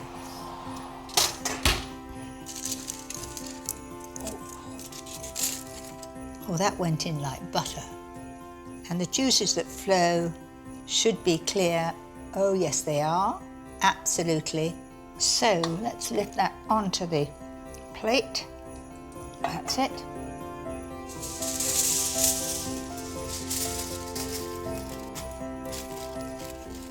Leave the turkey to rest for half an hour and it will hold its heat well because it's solid meat. While it rests, I'm going to make a rich gravy. Skim off 4 tablespoonfuls of fat from the juices in the pan and add 3 tablespoons of flour.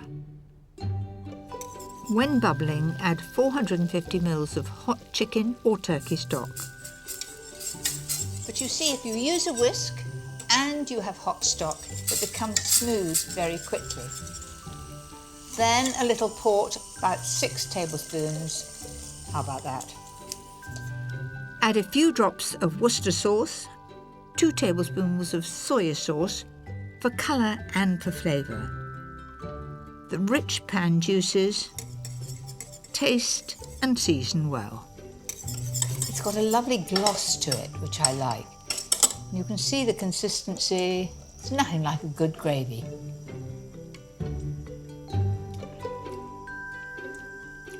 I like the bit of port in that. I'm going to add nothing else. It's just right.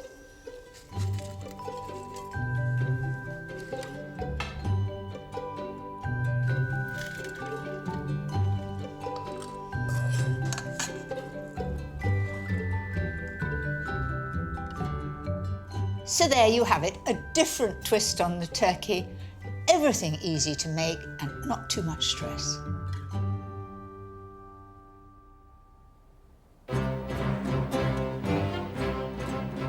We all have our very own special Christmas Day traditions. I've come to Henry VIII's Hampton Court to see if my Christmas lunch bears any resemblance to what they would have cooked almost 500 years ago. Food historian Mark Meltonville is already busy in King Henry VIII's great kitchen. Now, how would Christmas have differed to ours? They go to church on Christmas Day and that's sort of Christmas over, but they have 12 days of feasting. So what sort of dishes would they have? So the whole point of coming here at Christmas is to have fresh meat when everybody else doesn't get any. And so every day of that 12 days, there's roast beef on the table, roast mutton. So what about our favourite, turkey? Well, oddly enough, the turkey has just come over to Britain in Tudor times. They come over from America. It's the only thing they bring over quickly. But it's not associated with Christmas for a long, long time. In fact, our Christmas turkey has only been popular since the 1950s. In Tudor times, it would have been more common for the court to be served spit roast goose with an exotic spice sauce. By putting these 3 peppers in a sauce in a palace in England, you're saying, my people travel the world. The sauce is made from a rich stock and thickened with croutons cooked in bacon fat.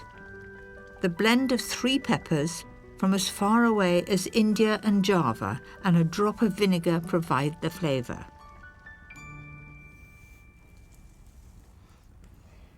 It's not fiery at all. It's very good.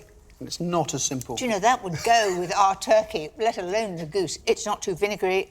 You've obviously had very good concentrated stock. It is delicious. But roast goose was only for the rich.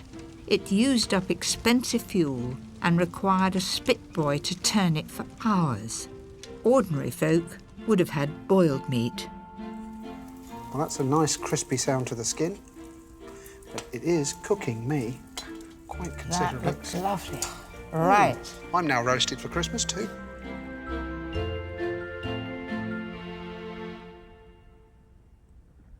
Doesn't that look a mouthful? And then you would wash your hands on your napkin. That is memorable. The skin is so crisp, and yet the breast is so moist. It is quite amazing. And the sharpness of that sauce, the little bit of vinegar you added to it... Just cuts through the fat. It's delicious. The closest thing the Tudor court had to pudding was frumenty, a grain-based porridge softened in beef stock and sweetened with fruits. The little twist that makes it a bit like a Christmas pudding is you're instructed to put your dried fruits in there. So you end up with a sort of sweet, savoury, puddingy thing long before they've invented pudding. You'd have it in the palace, but would other people at home have this? This is the one that seems to cross all boundaries. Amongst ordinary people, you take a bowl of this to your friends at Christmas time. Are you going to be the cook and taste it from the pan? I am indeed. So this is a pure taste of ancient Christmas. I love the grain. I would think it was very much a barley risotto with fruit. And I like it. It's different. Good. And I think it would go very well with turkey, with goose, but I wouldn't be having it as pud. No, I'd treat it as a sauce.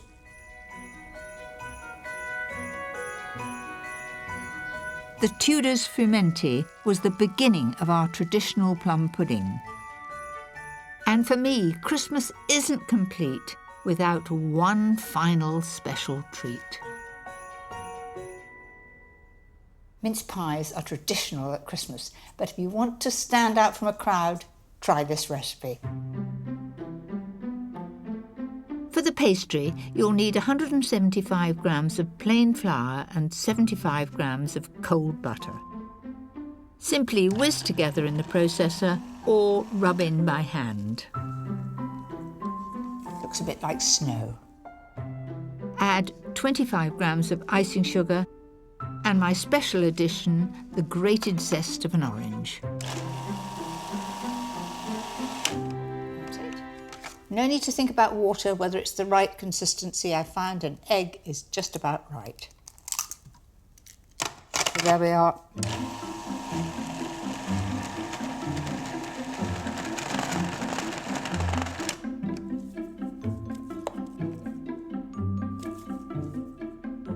There really is no need to be scared of making pastry. This sweet pastry is foolproof. It works every time as long as you've measured carefully. Into the fridge until it's firmed up a bit.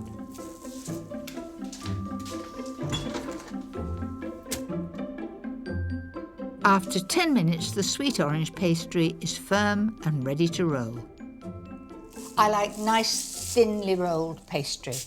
And you can see the flecks of orange which give it its flavour. And then take the cutter. The cutter wants to be bigger than the diameter of the tart tin, so that you've got lots of room for filling. I like using a fluted cutter for a smart finish. There's no need to grease the tin with pastry if you have over half fat to flour, which I have. So take a fork and just prick the base.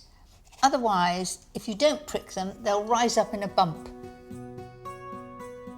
For a no-fuss filling, use bought mincemeat, and to make it more special, add 100 grams of chopped dried apricots. For these, I'm not putting a traditional layer of pastry on top, I'm putting marzipan instead. Grate 125 grams of chilled marzipan and sprinkle a little over each one. And it will melt down and become a little bit brown on top. It'll just add to the recipe. For a crisp base, slide onto a preheated baking sheet and cook at 180 fan for about 15 minutes.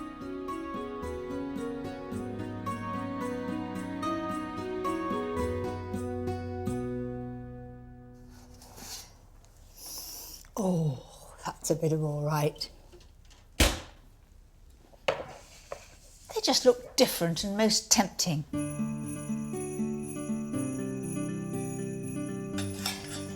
There we are, 12 beautiful mince pies. And you want to see underneath, lovely and crisp right through.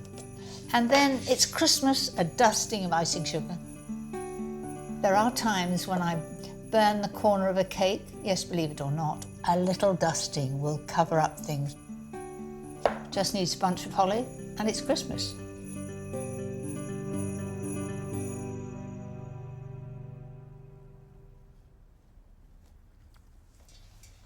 That is oh so good.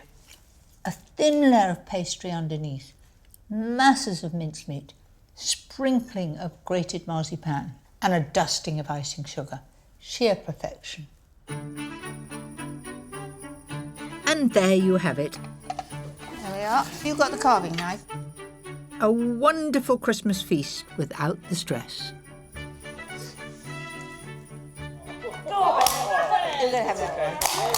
Where do Santa's little helpers go to relax? Oh. Lapland. No. To a stable. No. Where do they go? The elf spa. Oh, I like it. Elf spa. What do you like best? The turkey. The turkey. All that remains for me to say is, have a very happy Christmas.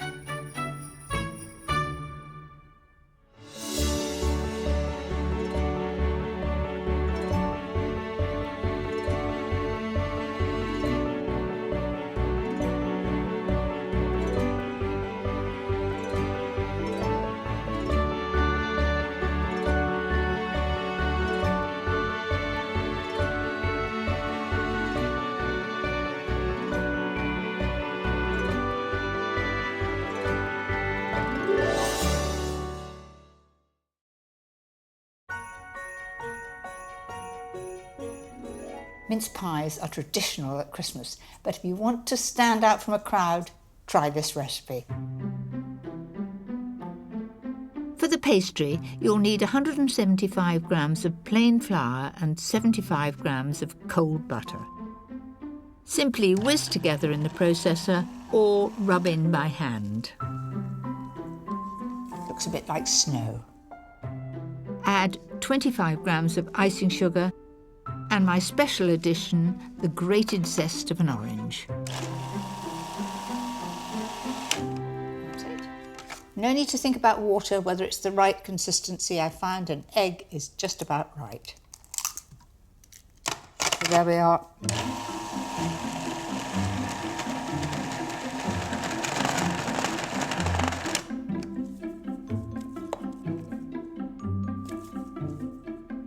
There really is no need to be scared of making pastry. This sweet pastry is foolproof. It works every time as long as you've measured carefully. Into the fridge until it's firmed up a bit.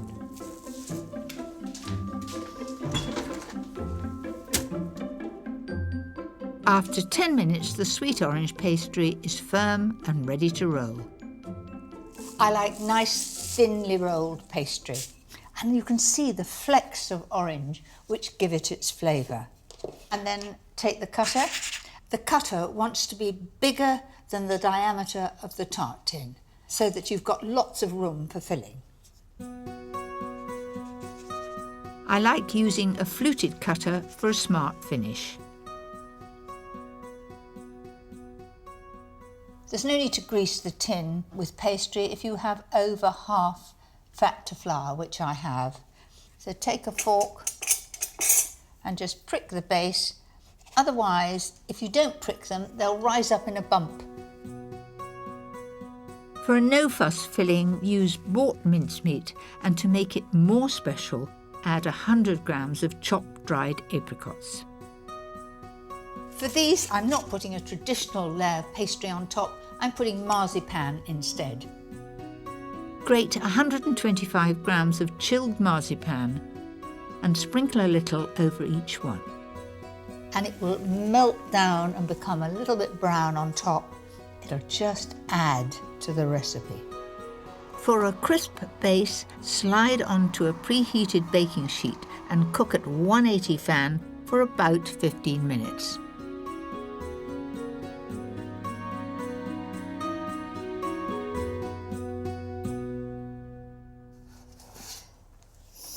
Oh, that's a bit of all right. They just look different and most tempting.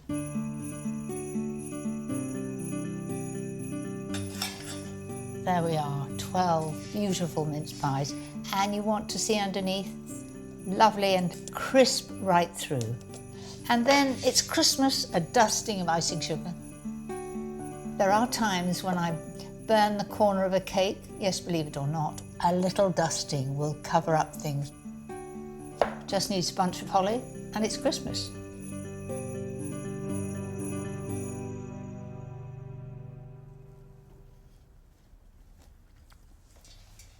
That is oh so good. A thin layer of pastry underneath, masses of mincemeat, sprinkling of grated marzipan and a dusting of icing sugar. Sheer perfection.